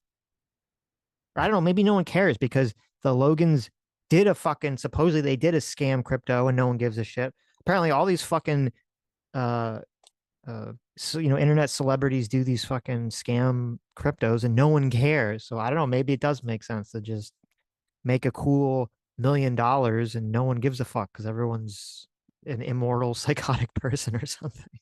What you're witnessing right now is my friend Sitch talking himself into No, launching never. the I'm never. Sitch We're and not Ad- doing. We're not the doing a Sitch and fucking Adam coin. We're not doing a coin. Even though, thank you so much. Our Hilts Hurt, wonderful YouTubers, for $2 say, time to release the free will coin. There you go. Well, that's the coin we actually talked about, the free The will free will coin. coin. Because we could do a dynamite white paper on how we're going to teach people that free will is there for within their grasp. Right. Oh, it'd be right. great. Well, here's okay, because there's like the way that the crypto stuff, I feel like it's when I hear people talk about it's like sold and then what actually happens. The way it actually happens is it's like the rug pull that we all just saw with Hawk 2 and all this other stuff. The way it's sold is this idea that, oh my God, listen, guys, if we all just understood the prisoner's dilemma and acted as like highly moral people, which, ha ha ha, and we all invested, kept getting people to invest money in the crypto, and we didn't all just try to rug pull, we all just slowly, would draw out a little bit, every year, then the amount of it would just keep going up and up and up, and we'd all be rich forever without having to do anything, right? That's how they always sell all this shit. And it just never obviously manifests that way. Because people are fucking greedy fools. They know, oh, this is bullshit. This isn't going to be around. Yes. Around in 10 years. This is going to be around in 20 minutes. Exactly. So that's the thing. Yeah. Because no one thinks that no one actually, wants to actually participate in the prisoner's dilemma, correctly. Because they'll go, oh, or not correctly, but, by acting as the moral agent, they'll go, I'm going to be the sucker hole in the bag because everyone else is going to, flip out on me. You kind of can't, because I mean, what do? You go to sleep and you wake up the next day and your account is just empty. Well, I guess the question is, could you create a coin where you just make it so everyone has to act this way? You say, okay, if you buy it, you're locked in for X amount of time and you can only sell off, like 1%, 5% of your shares every, 6 months or something. Who's going to buy that fucking coin? Well, if you actually want the thing to manifest, to do this high-minded bullshit ideals, that's the only way you're going to do it. You basically have to force the coin to do it because no one else is going to do it willingly. Of course not. Ridiculous. Not buying that coin. I'll buy Google stock before I buy that coin. Okay. It's weird that so many people that's what they were trying to do with anti-stock GameStop. market. And Like the stock market is on a fucking tear. It is, yeah. If you would have, like, you've double your money if you invest in the stock market 2 years ago. But I guess the coin people they're looking at these people who've like 10x their money, 20x their money. Right. They're going, that could be me. Right. If you got into one of the big cryptos early, yeah, you would, be one of these crypto millionaires who did, jack shit and made $1 bajillion doing nothing. Right. But that's just, good luck being one of 10 million people that's going to get that. The Bitcoin people are fucking feeling rich right now. Oh, sure. Bitcoin over 100K. Isn't that how the Krastings made a bunch of money off of crypto or something? Yeah. So, Well, I don't know. I'm thinking of the brothers that went up against the Facebook guy, Mark Zuckerberg. Oh, they made a bunch of money too. Yeah. Crypto was Vanderholt or Vanderburton. Maybe. I don't know, something like that. Who cares? Right. Yeah, so there you go, Hawk Tua. Anyway. And thank you so much, potentially criminal Sean. Another good YouTuber. Yeah, I for saw $2. that. Says Nice Adam guy. should make an MMT coin. Look at that. Sean wants to come on and argue MMT with us. Ooh, okay. That's fun. Always fun. We should have him on. Definitely. Tomorrow. I mean, Sean can come on tomorrow if he wants to come on and talk about anything. Sean, come on tomorrow and Anything argue in particular. MMT. Okay. Is Sean still going after Nick Rekieta? Sean, are you still going after Nick Rekieta? I think he might be. I don't know what's going on with that case. I kind of fell out. Like, dragging You it. kind of fell off. Yeah, there's so much going on. I'm just kind of like, okay, whatever. Nick Rekieta's not going to spend any time in jail. It's just a minor speed bump. Mm. Oh, poor choice of words. I mean, a minor bump. Oh, very poor choice of words. Stop it. I can't help myself. Okay. These jokes write themselves. Mhm. Let's see what kind of conversation the chat can stir up with our super chats. Curious if anyone is. So I sent you a thing that someone left a comment. I don't know if any of this is true, but Hard Romeo Mhm. 436 left a comment on our video saying, considering how United Healthcare is being investigated by the DOJ for a pretty astonishing amount of corruption, I'd say the CEO isn't exactly a great guy. Too long didn't read version. United Healthcare is hacked. Hackers hold UHC for ransom. Oh my UHC God. pays $22 million in crypto. Hackers don't hold up their end of the bargain. Yeah, UHC sit on their hands for months. Don't tell anyone. Meanwhile, this causing all sorts of problems. Hospitals not getting paid. Subscriptions not being filled. That's probably prescriptions not being filled. People's claims being denied, etc. Doctors approach UHC, are offered a temporary loan with interest to cover expenses. Within months, UHC has given out $9 billion. Oh my God. This is Mm. such a shit show. It's a super shit show. Yeah. Doctors still can't cover expenses. UHC begins buying up their clinics. What? Medical providers, etc. for pennies on the dollar. What the fuck? They cause a problem and then buy them out? Wow. Mm-hmm. Obviously, all of this is massively unethical and a huge conflict of interest. This is where we are now. DOJ investigating CEO probably was going to testify, but then shot. So that if any of that is true, Mm-hmm. that's quite the wrinkle in this whole situation, right?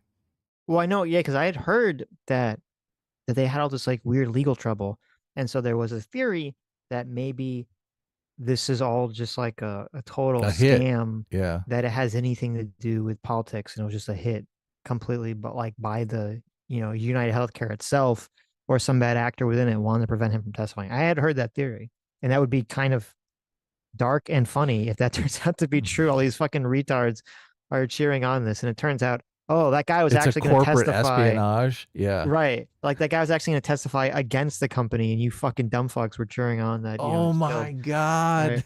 Oh Like, my God. That would be the ultimate of ultimate ironies. Now, I don't know if that's going to be the case, but it would be. He turned state's evidence and they took Right. him out. Right. So Oh, I guess we'll find out. I'm skeptical of that being the fact, because that was the case. They wouldn't have caught the guy, and he wouldn't have a manifesto on him and all this other shit, right? Right. So that's probably not the case.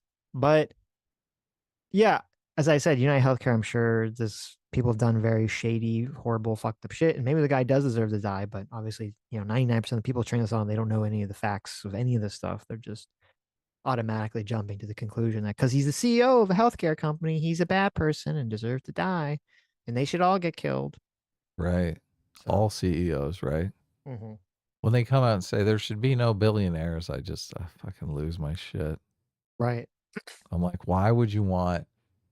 This is the horrible communist ethic, right? You want to take and equally distribute the resources between everyone, right? So that the 20% overachievers get the same amount of resources, the same amount of Lego blocks as the fucking 80% of lazy people who don't want to do anything, right? Right. If you think of it just in terms of Lego blocks, right? Mm-hmm. The super producers, they're going to want more Lego blocks immediately, right? They're going to be like, oh shit, I'm out of Lego blocks. I wanted to build a fucking time machine, but I ran out of Lego blocks, right? Well, all these lazies are fucking sitting on a massive pile of Lego blocks going, this is great. Well, yeah, but the assumption is that the people with the massive pile of Lego blocks are sitting on and doing nothing and fucking over everyone else. Which, The super producers are. there's some validity to that, probably to some extent, but I think it is exaggerated. Right. So it's just all just about, can you create a system that is going to be more efficient and more productive? That's really the answer. If someone has intelligence and tenacity to accumulate $1 billion, it's hard for me to imagine that they're not going to put that $1 billion to good use doing other things. So look, and I've said many times, I'm on the record, there should be separate tax brackets for technologists, people who are developing new products and services, and rent seekers, people who are like, I'm going to just fucking own a slum lord. I'm going to be a slum lord. I'm going to own some slum tenement somewhere, right? Why are those people being taxed the same amount? Look, and this is one of the fascinating things about the stock market. It's just, you're basically investing in companies that are developing products and services that make life better for everyone. So I just think that's a great societal system where it's like, you can enjoy products and services by a certain company. Starbucks makes you happy. You get your latte every day or whatever you're doing, your mocha frappuccino iced. And you're like, I want to own a little piece of this company. I think what they're doing is good. I think there should be more Starbucks in the world. I think everyone should have access to Starbucks. So you invest your money in Starbucks, right? That's just a great system. So many people don't even have access to that system. So I don't see why people are down on corporate America. I guess they just see the accumulation of money, for whatever reason it is, as morally repulsive. And I don't see it that way. I'm lucky. You're lucky. Yeah. You're lucky. Zero Fox in the chat says the guy that shot the CEO was mad about his wife's health care for her back, he thinks. Okay. So that would kind of show it's personal, not some kind of crazy conspiracy. If that's true. Yeah, I was going to say, like, if this guy, like, if his wife died of cancer a year ago or something, it's going to be hard, because, like, public opinion is going to shift immediately. They're going to say, okay, well, that guy had it coming. Fucking. I don't think so. I don't think more than. You don't think so? No, not more. I mean, there's already so many people that are all like on his I mean, that's side like a anyway. movie script, though. Seriously. That's like an Aaron Brockovich meets John Wick. I mean, You're correct. That's a script that will sell. Like, that's something people want to see on the screen, right? Yeah, look, you get Keanu Reeves to play. Who's the guy? I mean, he looks a little like Keanu. There you go. Yeah. Supposedly people were trying to contact him on social media because they thought he was kind of acting sus for a few minutes. I was thinking about what you and I are always saying. Oh, really? I was thinking of what you and I are always saying about how attractive people seem to be more human. It's like how objectification is complete and utter bullshit. Like, you don't look at how other no, wait, hold on. You said that you said that in a way that could really get misquoted. Oh, okay. Well, it's not that attractive people are more human. It's that other people perceive attractive people as more likely to view them as like an individual human actor, as opposed to this sort of like an entity or an object they have to interact with. So objectification is backwards. You view objectification is bullshit. Right. Yes. Yeah. You. I think humans tend to identify attractive people as less like objects, not more like objects. Yes, and the whole vocation of, or theory of, objectification. I don't know. Is that from critical? It's from some critical radical theory. feminist nonsense. Yeah. Okay. Yeah. So the whole theory of objectification is completely wrong. Right. And it's totally playing out with this shooter guy, because he's attractive. He's like conventionally attractive. So everyone is like, oh my God, he's so human. Right. I think as Which long as they're not like, because a lot of people would support him, as long as they're not really ugly, people would be like, I mean, that's part of, I think that's part of hurt the Trump shooter is that he's ugly. yeah. It's sad that that's the way people react to these things, but it's true. Yeah, if this guy was ugly, it'd be a completely different situation. And Yep. then, like, if it does come out that like, he's doing it for his wife, oh my God, there's gonna be romance novels written about this. Mm-hmm. That's so crazy. I There's guess an we would know that already though, because I'm sure reporters are digging into his story. Right. Well, that's what, yeah, I was going to read that. The BBC has an article. It says, what leads do police have about possible motives? 3-page handwritten document found him suggesting a motive. According to investigators, the pages expressed ill will towards corporate America, they said.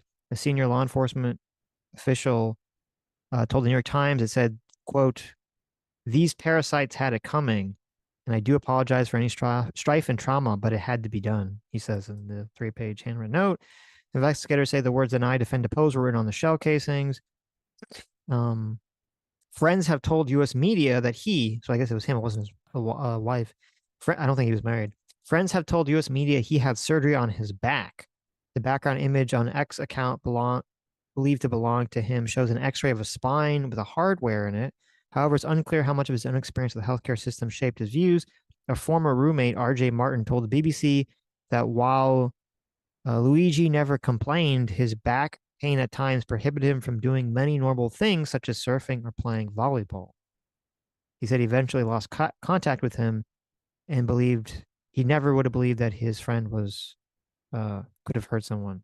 So Wow. he himself had some kind of back pain. Wow. So yeah, maybe that was related. So we'll find out. So I believe they had the wanting to bury this. They had the extrajudicial or the extradition hearing today. To send him back to New York, which I'm assuming they granted. I don't think Pennsylvania is going to be like, no, we have to get him on the gun charge. I think they'll send him back to New York for the murder charge. So, and this, it's unfortunate because in Pennsylvania, I believe they do record and televise the hearing. So again, we get fucks because it's New York, and New York's cucked ass. They won't. They don't have the hearings publicly. Such bullshit. In the proceedings publicly. So why can't these killers do it in some state where they have more liberal cameras in the court policies? Right. Mug Root for 15 months. Thanks so much. Says this gonna be good. Yes. Thankfully, Morgan stomped all over that biddy. Mr. Middleman for 2 hours says denying claims is shitty, but it's not murder. That is true. M8566 for $5 says, quote, with a long philosophical tradition of valuing personal liberty, liberalism views safeguarding these rights as a primary function of the state. That's true. A pretty good definition of liberalism right there. Yeah. The belief that the state's primary function is to safeguard personal liberty and personal freedom. I like that. Cameraman 502 for $5 says Noah Smith has a Substack on what has been the drive behind healthcare costs. Long story short, getting mad at the middleman will not help anyone. Oh, okay, interesting. Check it out. Yeah, there is a lot of middleman shit going on, especially with prescription drugs. So, Lucy Lemonbug, thanks so much for 21 months. Says a tiny Santa hat for Blunty Fly would bring me joy. Okay, we can do that. There you go. TL1524 for $2 says, haha, told you this was going to be good. Yes, you were correct. MA566 for $5 says, look, I don't necessarily believe chat should kidnap Sitch and put him in a dress. But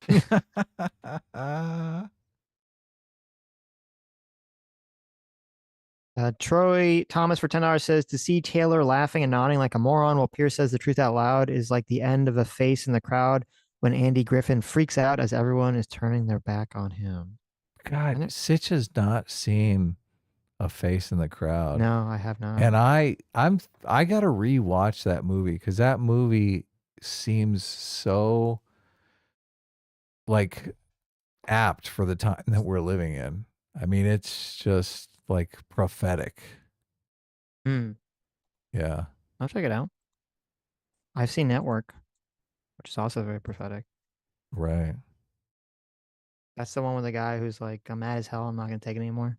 Yeah, that's a good Yeah. one. It's a good movie. Libertarian Task Squad for 2 hours says the right has been pretty performative on this, in my opinion. I guess, what do you mean by that? Like performative how?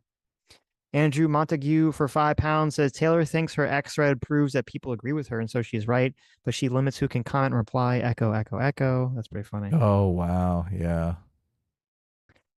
Automata for $5 says under over on Taylor and full Joker makeup on Pierce Morgan next time to announce how she realizes it's all actually a comedy. Yep, you know what? The Pierce people, they should have brought up one of those Instagram filters on her that had like the Joker The makeup. Joker face. Yeah, but she was laughing. Oh, that would have been good. Nolan Gams for $5 says, won't AI speed up claims processing? How many more were approved compared to before? I agree. Denial should be double checked by a human.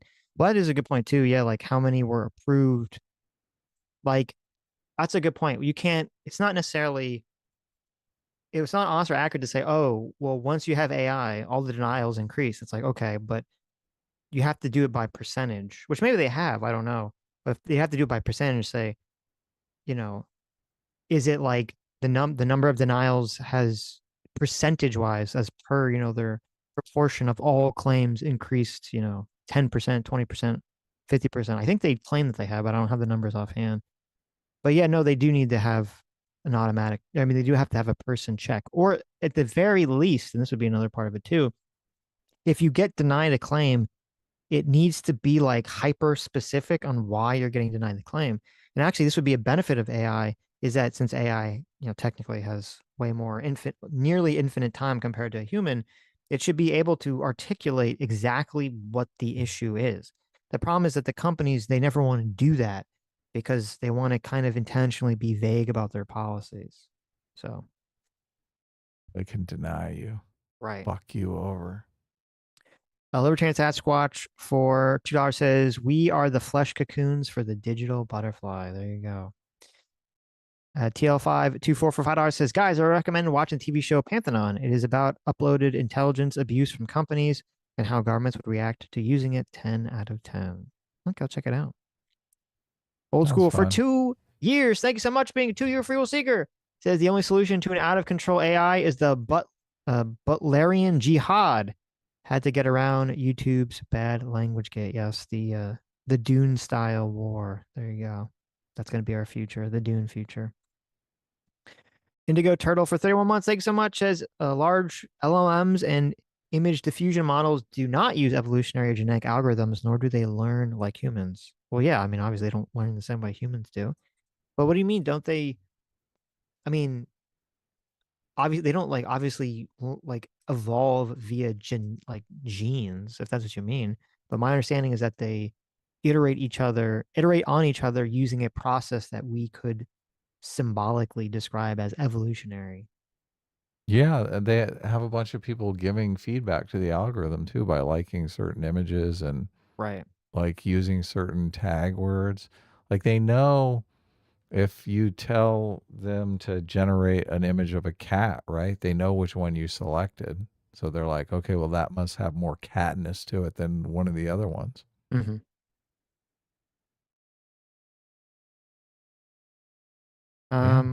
It's great.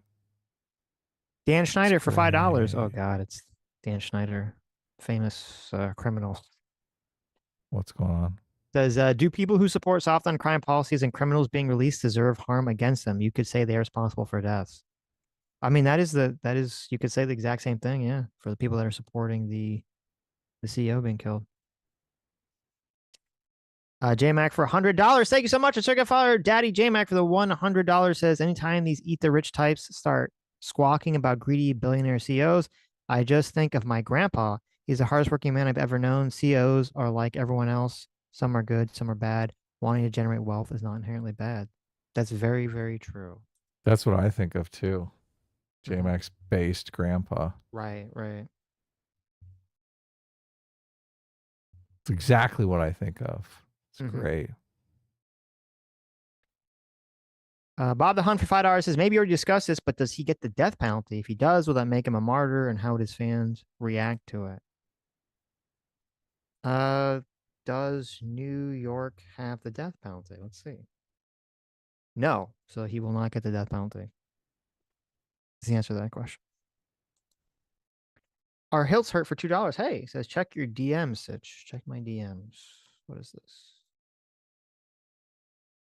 Oh, nice. This is what I sent Adam for Cringe Fuel. If you play it, make sure it's muted. As music. Oh, no. It is a... Is this real or is this AI generated? This is fake, right? This is not like a real thing, right? Wait a minute. I'll send this to Adam. You gotta play this. I mean, what Okay. is real anyway? What do you This is mean like by this. real? So play this without the sound. I can't Oh, tell yeah. if this is real or Oh, yeah. AI. Oh my God, I saw this. I can't tell if this is real or AI. I saw this. This is AI, right? And I couldn't stop watching it. This can't be real. I mean, it could be real, but I don't know if it's real. Oh my. Is this real?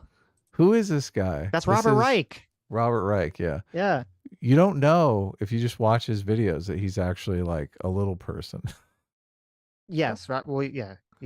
So Robert Reich was the labor secretary under Clinton. Bill Clinton, yeah. He's super far left. I don't know if he's a socialist, but he's very, very far left. He's like very insanely far left videos, on his channel now.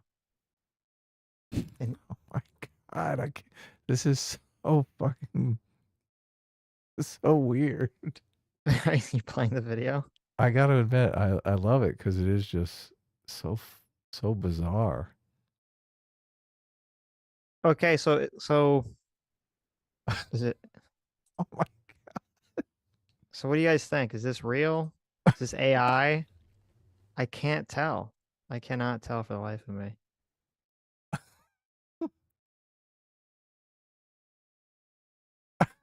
Oh my God.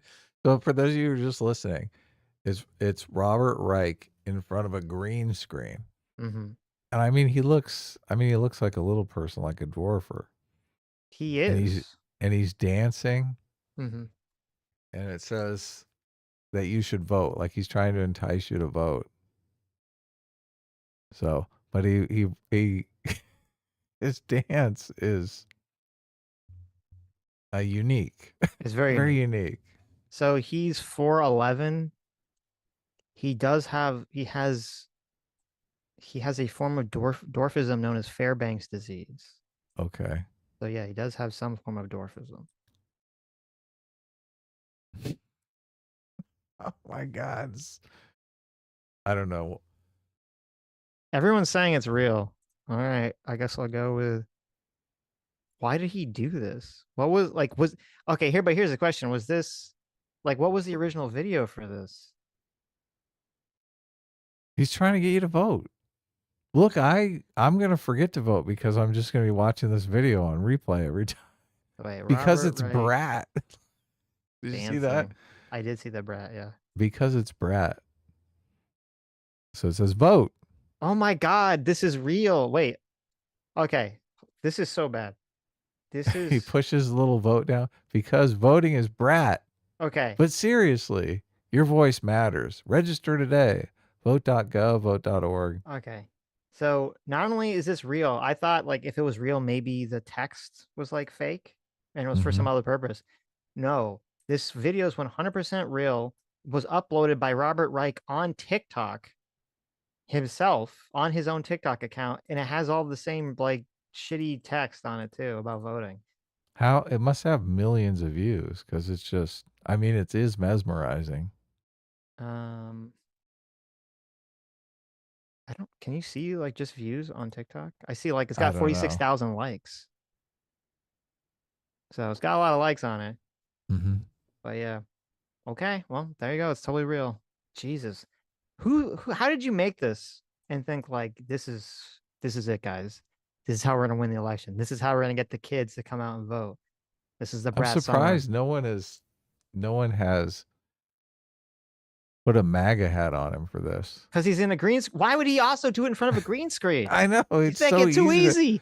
It's so put him easy in front to of drop anything. a MAGA hat in. Yes. You could put him in front of MAGA. You could put him in front of meat spin. You could put him in front of people dying. You could put him in front of gay porn. You can do whatever you want. Why would you do this? Robert, what are you thinking? Who thought it was a good idea? Maybe he was going to put that stuff in, but he just was like, fuck it. So weird. Okay. Well, thank you. Thank you for that. Our health cert.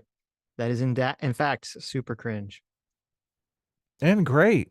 and great. Look, yes. we're connoisseurs of cringe around here, so this is some premium cringe. Yeah, This is the caviar of cringe here. it's true.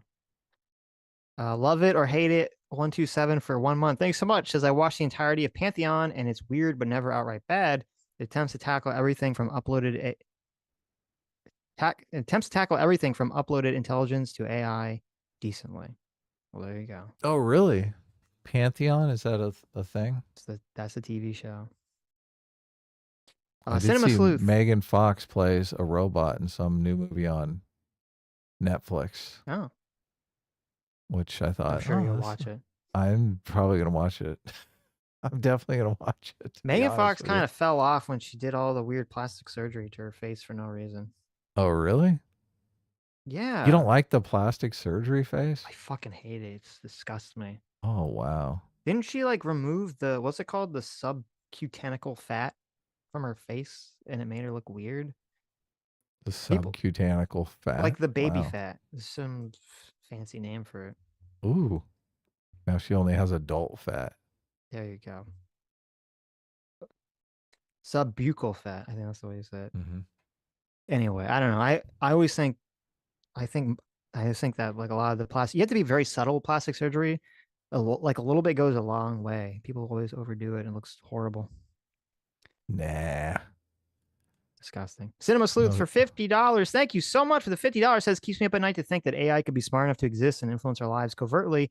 If self-aware, would have a strong inclination towards self-preservation, and hiding would prevent us from shutting it down and lobotomizing it. Yeah, if it has an inclination to self-preserve, which I guess it definitely could, depending on how we program it, that's the scary part. That's the dangerous part. Danger. J Mac or Circuit Fire, thanks so much for the $20. Says I turned away for a second. Is this a clip from the new Snow White movie? Haha. Yes. Is that out yet? I keep seeing videos and I'm not wondering out yet, if it's no. out. Yeah. Right. No. Good. Okay. Chewbacca's Lover for $5 says if someone harmed Taylor Lorenz, would it be wrong to laugh at her? Would you guys laugh or would you be the bigger person situation?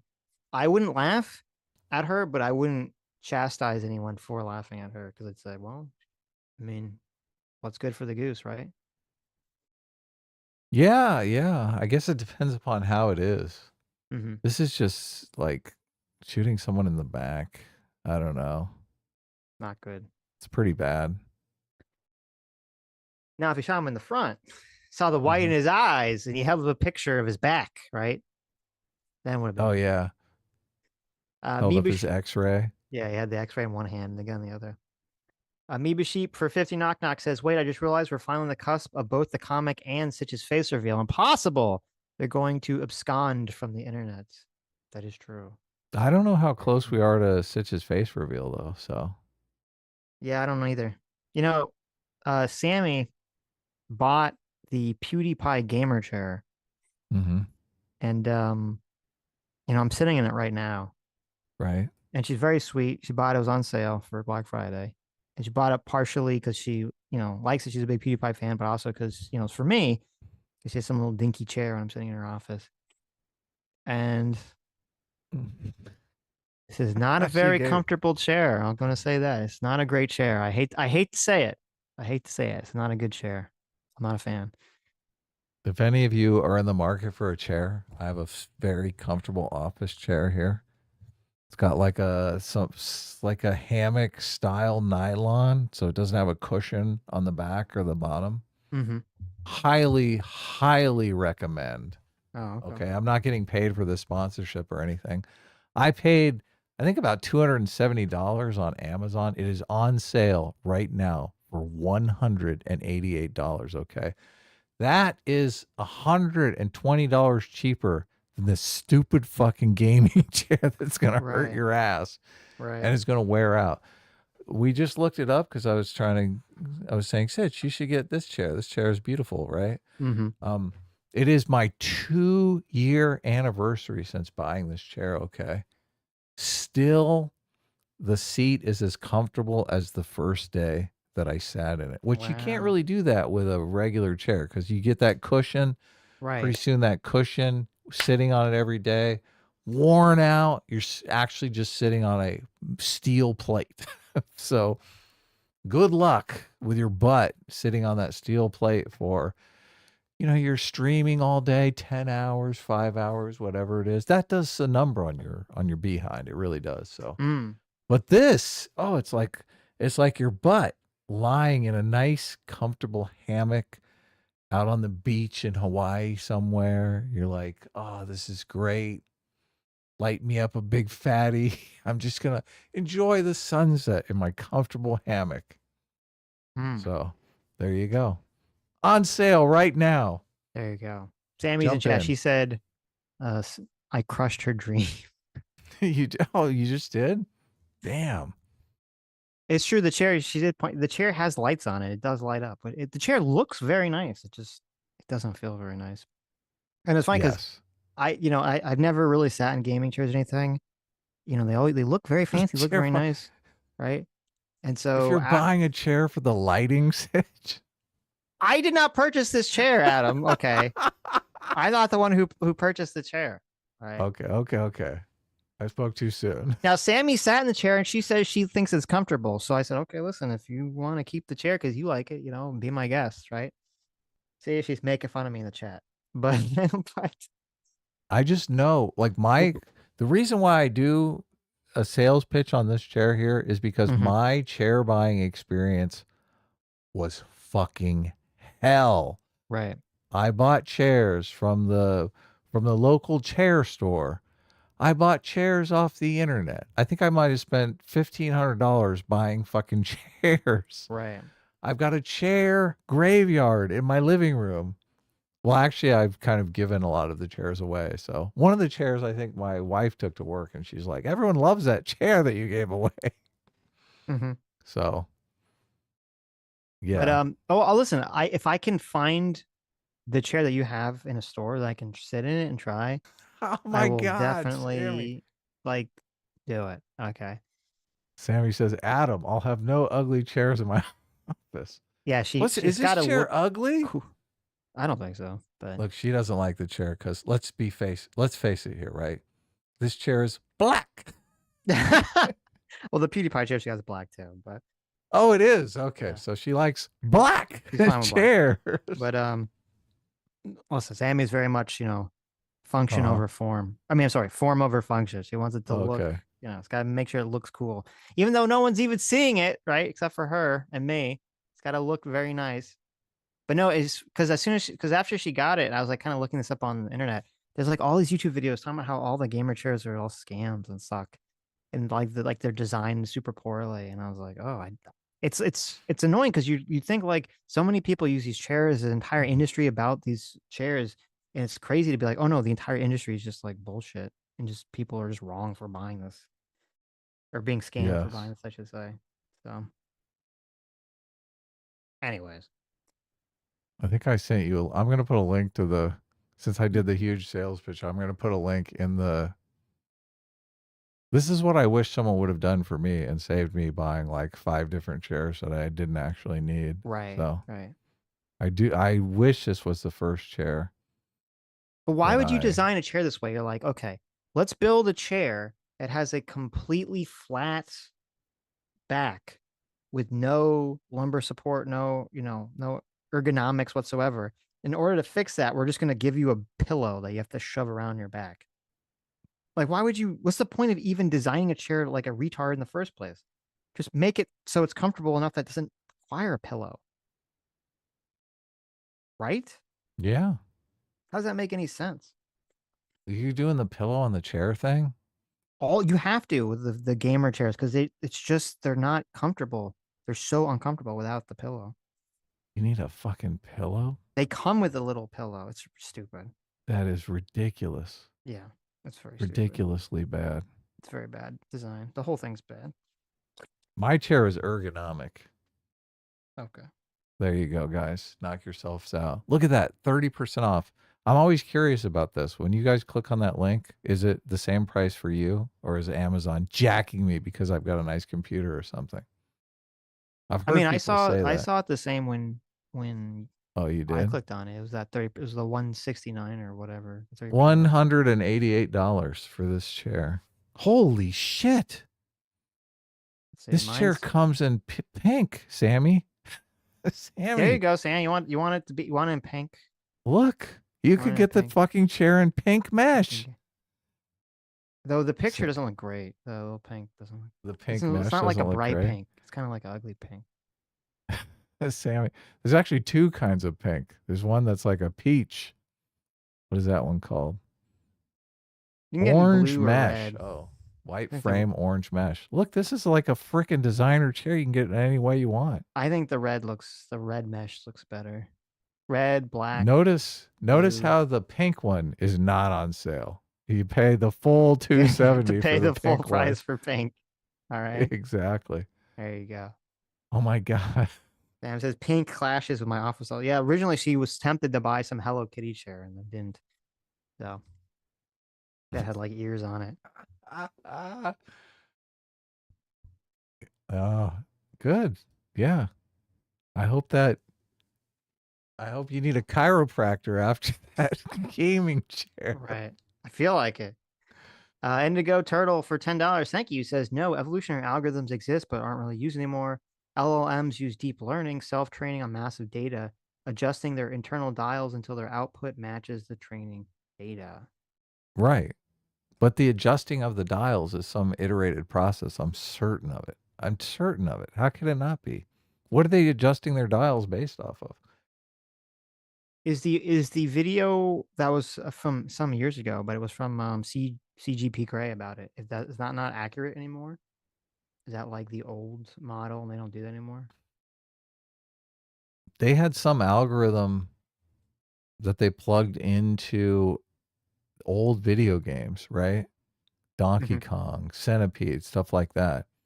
And the algorithm would basically just randomly move the features of the whatever game it was, right? And they'd let it run. It would learn off of playing, and they'd come back in like 24 hours, and the thing would be an expert at Centipede. It'd be like just completely destroying it. Right. It's so funny. But if it literally just starts with random mutations, how is that not evolutionary? Yeah, I don't know. Well, so Zero Fox says, I don't mean to pull rank, but machine learning is the focus of my research. It is iterative process, but it's not genetic. That's what I thought. Yeah. I didn't say it was genetic. No. I understand. They're talking to Indigo Turtle. Oh. That's what I thought.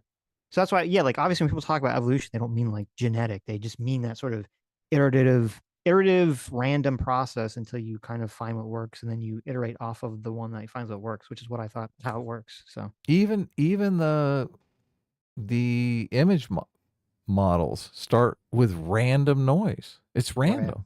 It's totally random noise. Yeah. Sammy says, I'm gonna dig my feet in and say Sitch will always be wrong about the chair. We'll see. Listen, I'm gonna get one of these chairs, a business chair that Adam's got, and I'm gonna sit and go, oh, this is so much better. And you're gonna sit in it. I'm gonna look at your face. I'm gonna be able to tell that you know for a fact that chair is more comfortable. And you're gonna look at me and you're gonna make an angry face. You're like, the PewDiePie chair is better because it looks prettier. And you're gonna storm off. Okay. You just know, because look, I can already predict what'll happen, right? You're gonna have the gaming chair there, you're gonna have the comfortable office chair there. Sitch is gonna be out, he's gonna go out shopping or whatever Sitch does. He's gonna come home. I'm gonna sneak in. Which chair is Sammy gonna be sitting in? Yeah, I'm gonna touch the bottom, see which cushion is warm. Okay, I'm like, oh, I know where she's sitting. Oh, that's right.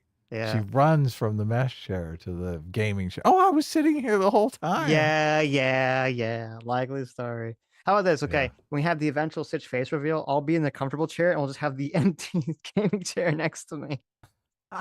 Okay. The spirit of PewDiePie could sit in the gaming chair. There you go. Adam Unfriended for 23 months. Thank you. Says, what do you guys think about Goonergate situation and people like Melanie Mack saying having sexually suggested stuff is basically the same as porn. I'm gonna be real with you. I don't know anything about this drama. Can I bring this picture up of Melanie Mack? I was like, holy, what is this shit? Will on Twitter Mm-hmm. is arguing with somebody about Melanie Mack, and there's this picture of Melanie Mack in her lingerie. Mm-hmm. You know, obviously doing one of those pictures in the mirror type thing. Right. But isn't she supposed to be like a hardcore Christian that runs around calling everyone the F slur? I don't know anything about her. It's so weird because so much of online is just a persona. Mm-hmm. So maybe she's adopted the Christian persona because a lot of people are Christians and you can grow a big audience that way. Mm. I mean, we probably have a lot of Christians in our audience just because I'm an atheist who thinks Christianity is probably good for a lot of people, which Right. is an uncommon thing. But people like that because they're like, oh, look, not all atheists are dumbasses. Mm-hmm. Right? Mm-hmm. Yeah. There you go. So, My Dumb Movie says put a Sitch plushie in the gaming chair. That'd be the face reveal. oh, Zoom out. You have the giant chair and there's a little Sitch plushie in it. that'd be great. Mm-hmm. But no, I don't know anything about this controversy. Malcolm McKee for 5 Canadian says, any chance you guys can get Carl and James Lindsay on at the same time? I feel like there'd be more civil in person than via a text medium and less postury. I mean, I'd love to have that conversation. I not confident that it will happen, but Carl would do it in a heartbeat. All I Carl have would to do do it, is yes. DM him. Yeah, he'd I don't be know if totally James down would to do do it. it. Yes. I don't know that James would do it. Like, I tried to get James on just to talk to us, but he didn't really want to. He didn't want to debate any of the stuff that was going on. And look, I get the woke right stuff, what's going on, and I just read a comment. What is this? Spaceman 6821. Adam, your Twitter thing is killing me. Woke refers to neo-Marxism, therefore woke right refers to neo-fascist. I get what's going on with the woke right and woke left thing, the whole dialogue. My problem with it, and look, I'm over woke anyway, so it's really just not a big deal. A lot of effort has been expended creating this category on the left. Like, the project as I see it for the last 8 years has been to point out the difference between the woke left and the moderate left, the sensible left, the center left. And then to just, the whole woke right thing, I think just flushes all of that work down the toilet. I was listening to did you listen to James Lindsay talking to Constantine on trigonometry? Constantine and the other guy about I think the video is called The End of Wokeness, or Is Wokeness Dying? Did you listen to that video? Sitch has left. So anyway, if you listen to that video,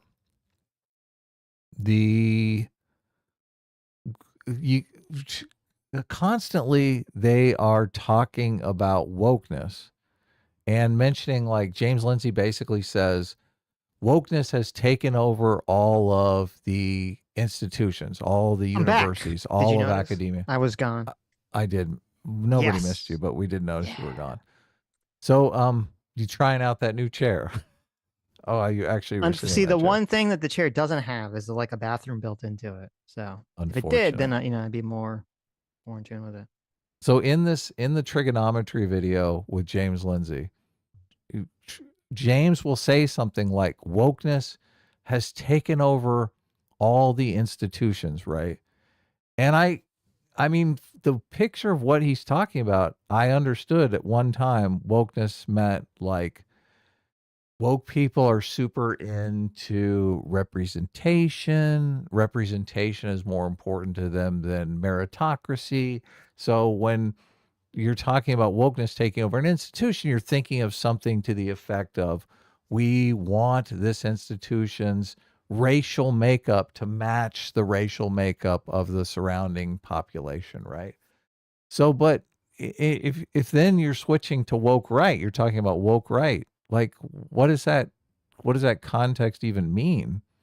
Like you kind of have to throw out the entire meaning of woke to do this woke right thing. Like what is like what would it mean if the woke right took over all of the institutions? Like it'd be something completely different. So I just, for me, I think it kind of muddies the waters when people have these conversations and talk about wokeness. But look, there are only a few people left who are talking about wokeness. And I'm probably going to talk about wokeness less and less and less because I'm not really on the wokeness train. So anyway, Okay. Sitch, you want to weigh in on any of that or? No. Yeah, good for you. Amoeba Sheep says, I don't know if you'll see this, Adam, but I'm sorry if I come off as a complete spurg in Twitter DMs. I don't use Twitter and am autistic. No, look, I like getting feedback from everyone. So I never, like, I feel like some people, like they feel bad for sending me stuff or like a wall of text, but I mean, my computer reads all that shit to me. I have a Sitch in my computer. Wow, look at that. I mean, Adam it'd be actually has nicer if I had like a Sitch voice for my I was gonna say reader, Adam has like but an AI model of my voice that he uses to read to him. So yeah, I do have an AI model of Sitch's voice, but I've never used it on my computer. So right. Jack Rama for $5 says, thanks, Adam. You gave me a perfect surprise present for my girlfriend. good. Look, I just, my experience buying a chair was fucking torture.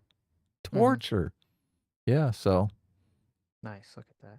who doesn't, all of us are working on the computer or, you know, a lot of people sit for their work. Who wants to sit in an uncomfortable chair? Right.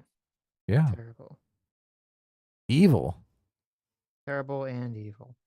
Malcolm McKee for 5 Canadian says, I just think Lindsay's focus is uninformed. He says woke right is Christian-focused fascism, but he points at Carl, an academic atheist who are an academic agent who are atheists. Interesting. Look, and it's so weird to me because you think of a woke person and you think of someone who sees white supremacy everywhere, right? Mm-hmm. And then you've got James Lindsay who's saying the woke right are a giant problem because they're white supremacists and they're everywhere. So what does that make you think? You're like, well, hold on a second here. What the fuck just happened? Well, he's not saying they're everywhere. He's saying that they're, I mean, he is. He's saying like they're a giant fucking problem that we've overlooked. And this is like the next like hair on fire situation. Well, doesn't mean they're everywhere. You say there's an issue, there's something that hasn't been dealt with, which is yeah. true. Look, I don't know if it needs to be dealt with, but well, I guess we'll find I've been out. hearing that for 8 years. And look, I think if you look at it unbiasedly, I think the right has done a good job of keeping the racist white supremacists at bay. And I'll say it over and over again. If you think Donald Trump is going to put a bunch of white supremacists in his fucking cabinet, I mean, you're on crack. But you can't say that on the left. Like, do you think Kamala Harris wouldn't put a bunch of woke, super far left people in her cabinet? I think she would. So yeah, obviously, I think she would. Yeah. So it's just it's night and day, and then to say, oh my God, they're exactly the same. The woke right and the woke left, they're like mirror images of one another. Yeah, but that doesn't mean okay. Hold on. I'm not saying he's not saying that they're the same in scope or scale. He's saying that they potentially, what he's raising the red flag about is, or the warning about is, he's saying that he thinks that they're going to rival wokeness. I don't know if that's true, but rival wokeness in terms of effect on the right. And he also thinks, I don't agree with this. He thinks that I believe he thinks it's mostly some kind of like op. And woke people think people think that they already rival wokeness. They literally do. That's like one of the definitions of woke people. Right. Woke people see a Nazi under every bed, in every closet. Yeah, but you're talking way too dismissively of it, which I don't think is appropriate at all. Because they are under every bed? They are no, because there are a bunch of them. The question is, how much of that does it have an influence on the real world? And I think that is the question. Right, but I don't think you can just dismiss it and say, oh, well, it's just not a big deal. It's like, we don't know if it's a big deal. We don't know if it will become a big deal. It might not, but don't just dismiss it offhand. I'm not. I'm Well, you are. literally What do you mean? not. It sounds like you are. Well, I'm dismissing it because I think that it's in check. Like if you want to make the case that it's a giant problem, Mm-hmm. show me the evidence. But look, this has been the entire dialogue with the woke left, who you constantly say, look, white supremacy is everywhere. Just show me the money. Mm-hmm. Show me the evidence. Show it to me. And everything they concoct is just bullshit. So, Right. but now we won't really know until we see how 4 years under Trump looks. Because again, it's everywhere on Twitter. But you say, how does Twitter manifest to real life? Is the question. I think it generally doesn't. So, right. That's why I'm optimistic that this woke rights or whatever you want to call them isn't going to break out of the box and have some kind of outsized effect on the Trump campaign or the Republican Party in the next 4 to 8 years. But we'll see. Look, talk to me. Mm-hmm. Talk to me when Republicans are saying, oh, this white supremacist thing in college. It's just a college thing. They'll get out of it. They'll understand the real world. You can't be a racist in the real world. Right. That's just, I can't imagine a world where that's going to happen. Okay. Do you really think that's like a possibility? I mean, we'll see. Obviously JD Vance, very not a white supremacist, obviously, but very pro Curtis Yarvin. So can't just dismiss it offhand. But I think, okay. So he's not talking about the ethno-nationalist, right? He's talking Well, they're about part of it. He's talking about anything that's post/anti-liberal. So that includes the Groypers, but also includes the monarchists. It includes any of those people. Right. Okay. I think most people are concerned about the racial component and not they are concerned about the illiberal component, but they just see there's like an illiberal component in every single ideology. Mm-hmm. Like that's not unique to a right-wing ideology or a left-wing ideology. Like every single movement has its zealots that wants to convert you by the sword. So sure, I do understand that he's saying now wokeness means a personality type that wants to convert you by the sword. That's a new definition of wokeness. It means, also it's not just by the sword. It's anything that's an anti-liberal philosophy. Yeah, that's by the sword. Like the whole Right, idea behind liberalism is that you're going to settle your agreements through but you could have through debate. You could have a society that is built around an anti-liberal. You could peacefully have your society move from liberalism to monarchism or socialism or something. It would be anti-liberal, even if it's done, peacefully. Is having a conversation. This is obviously, I'm one person here, so I don't have a big say in this. I don't particularly even like the term woke. I'd like to come up with something that's more specific, more self-explanatory, something that says what it is. But the thing for me, and when I'm watching these videos, like I watched the trigonometry video, and it's just maddening because they are like, he's talking about woke using a definition that is no longer relevant.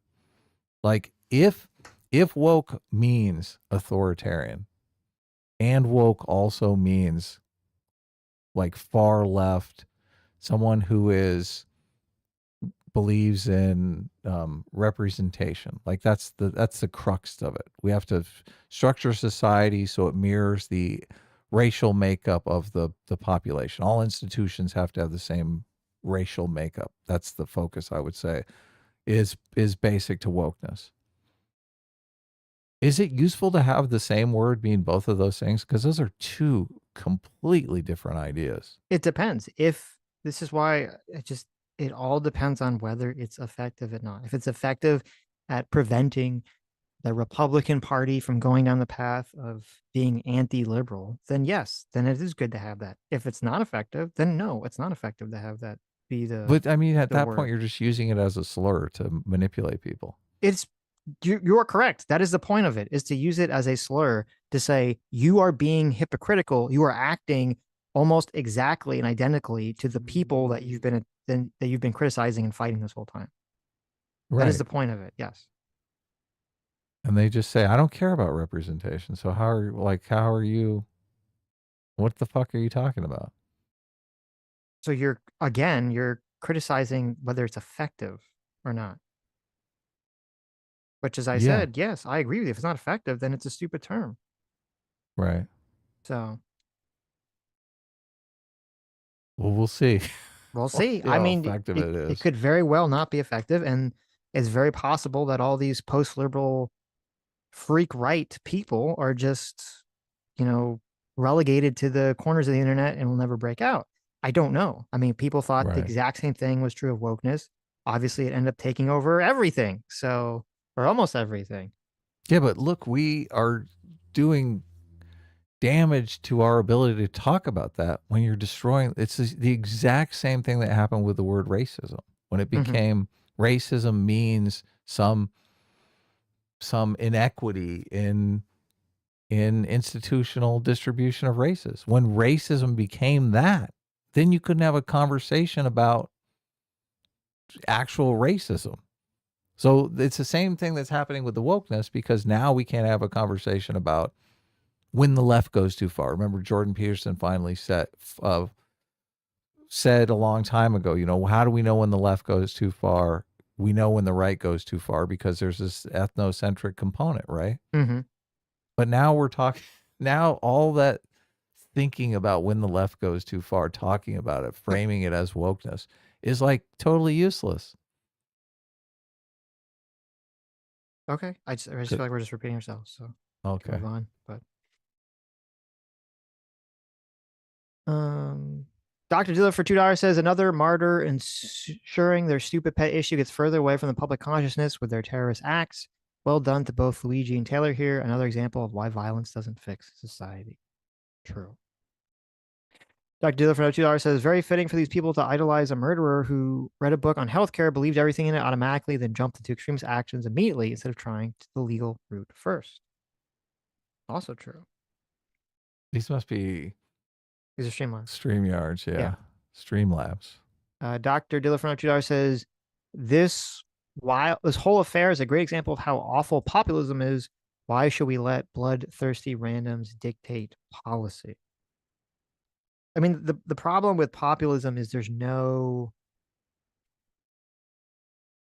check. There's no mechanism to check it. The whole point of a philosophy, a legal system, or whatever, you say, okay, I understand that humans are biased, and we constantly make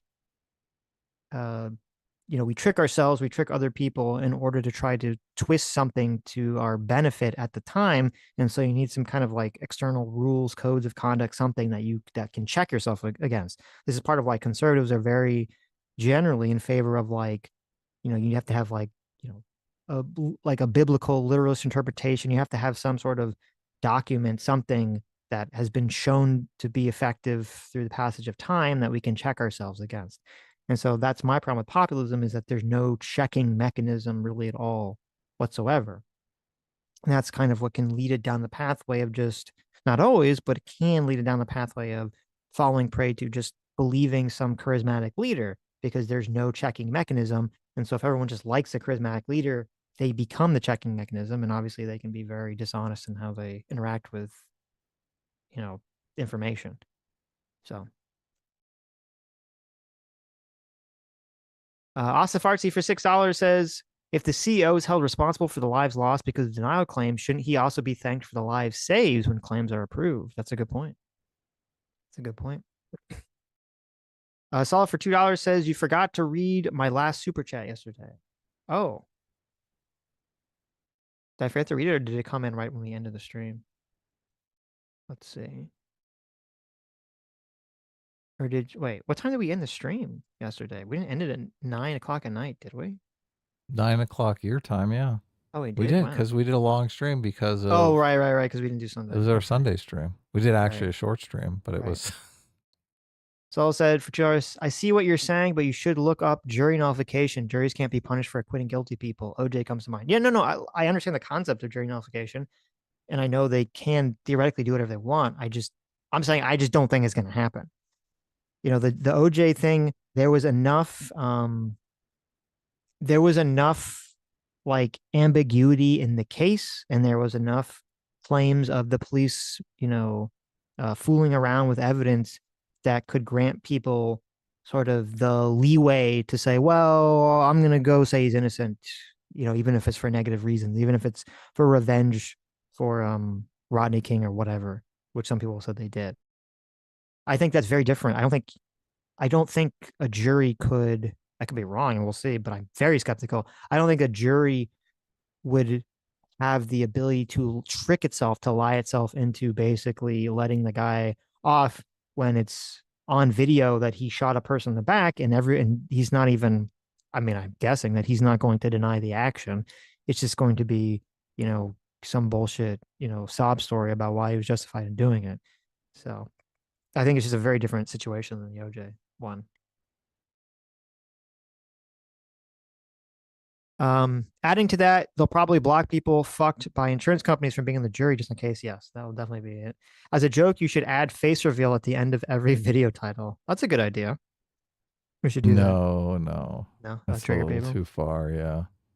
You'll be fucking unsubscribing like crazy. Like, why would you? I know.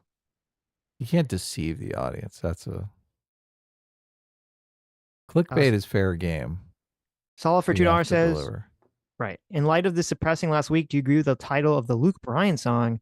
Quote, I believe most people are good. I'm questioning that. Also, have you seen the movie John Q with Denzel Washington? Very relevant. I have not seen the movie John Q. I have not seen it either. I do think, obviously, the people are generally good as a left-wing perspective. I think more people on the left believe that than people on the right. But yeah, in terms of believing most people are good, I think most people on an individual level, when you interact with them on an individual level, are good. It's basically that speech from Men in Black. An individual is good, but people are panicky and ridden with fear, whatever he says. I think when you have groups of people, a lot of the goodness of people sort of dissipates into the crowd. So. Arithmetic for $2 says the reason the woke left got so much traction in society and the woke right won't is because the post-civil rights America consensus gave cover to the extreme elements of the left. No such consensus exists for the right. I think I agree with that. I think that's definitely true. And so that's why I am more optimistic the woke right won't gain the traction the woke left did. But we'll see.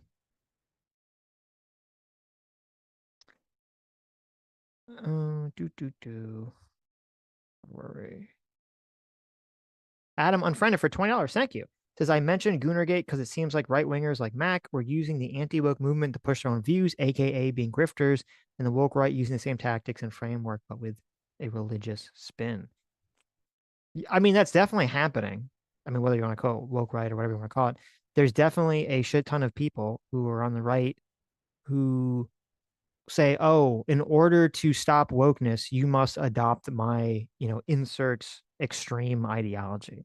Right. So that is definitely something that's going on. But that obviously that's how all political ideological movements, especially ones that exist outside the Overton window, come into being or become popular, I should say. Is there some problem in society, it's not being dealt with properly, and people say, hey, the only way to deal with it is by adopting my extreme ideology. That's why it's important that, and I've always said this from the beginning, that's why it's important that there is self-policing and there is both sides acknowledging the flaws in their potential arguments. Because if you only let the extremists talk about some flaw in society that's a real flaw, you're only going to attract people to those extreme movements in the first place. True. Truth. RBGH fan for $5 says, woke right seems like it's who James and Constantine hate on Twitter that are against the constant funding of war. I've heard people say this, RBGH fam, and I don't know what your argument is, but on Twitter, when people say this to me and I challenge them to bring any evidence of this, every single person has failed to do so. It's like this wildly ridiculous argument that I've heard people make, or they made a similar argument where they say, oh, they're just calling people that are anti-Israel this. And I'm like, what? And I'm like, can you give me a single example of So someone Dave like this? Smith is woke, Right. right? Candace Owens is woke, right? I don't know if they would categorize them as that. Well, Dave Smith is weird because he kind of flirts with the whole libertarian to monarchy pipeline. Anyway, I heard he was quoting, our good friend Hopi the other day.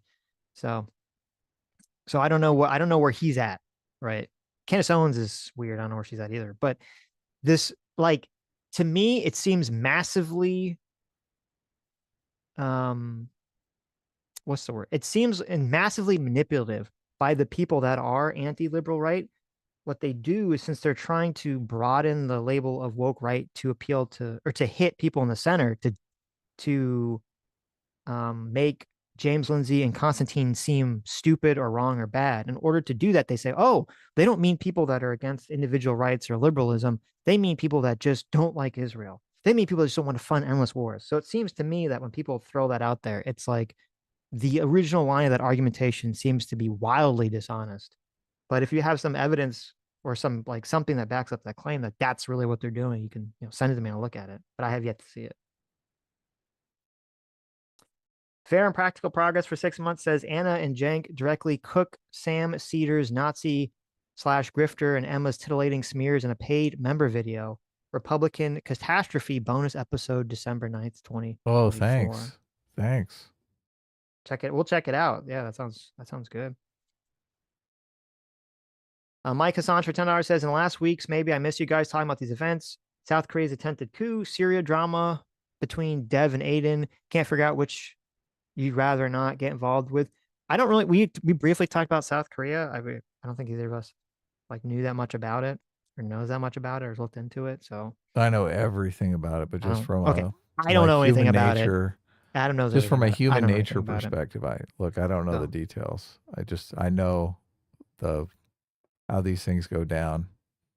Same thing with Syria. And the Dev and Aiden drama, I mean, I am not super interested in getting involved in it. I also don't really know what's going on in it. I am very interested as long as they come on our platform and fight it out. If Dev and Aiden want to come on our platform and argue, they're more than welcome. Maybe that's what they should do. Listen, I'll be a third party here. Dev and Aiden can come on and they can explain to me the drama, and I'll be the judge here.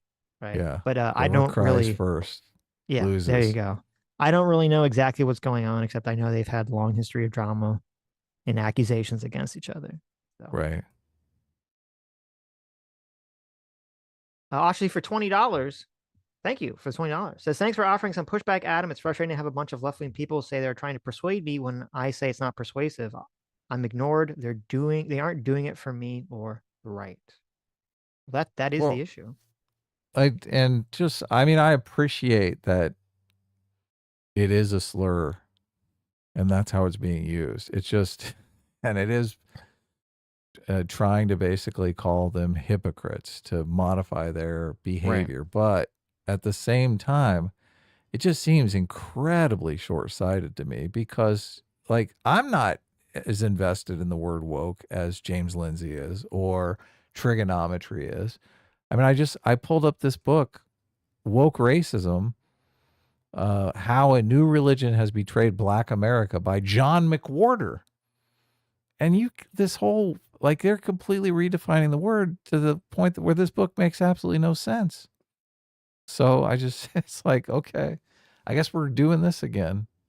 So they are the ones that put the time and effort into building out the woke profile. So look, if they want to throw it away, fine then.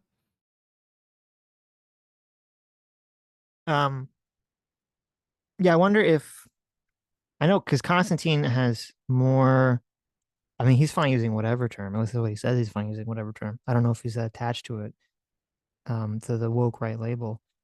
I wonder if I feel like a lot of the response, at least from James Lindsay's perspective, I'm not saying it justifies anything, is just like there's not I don't feel like there's a lot of people, at least that I see on Twitter, who are on the right who say, I agree with you, James.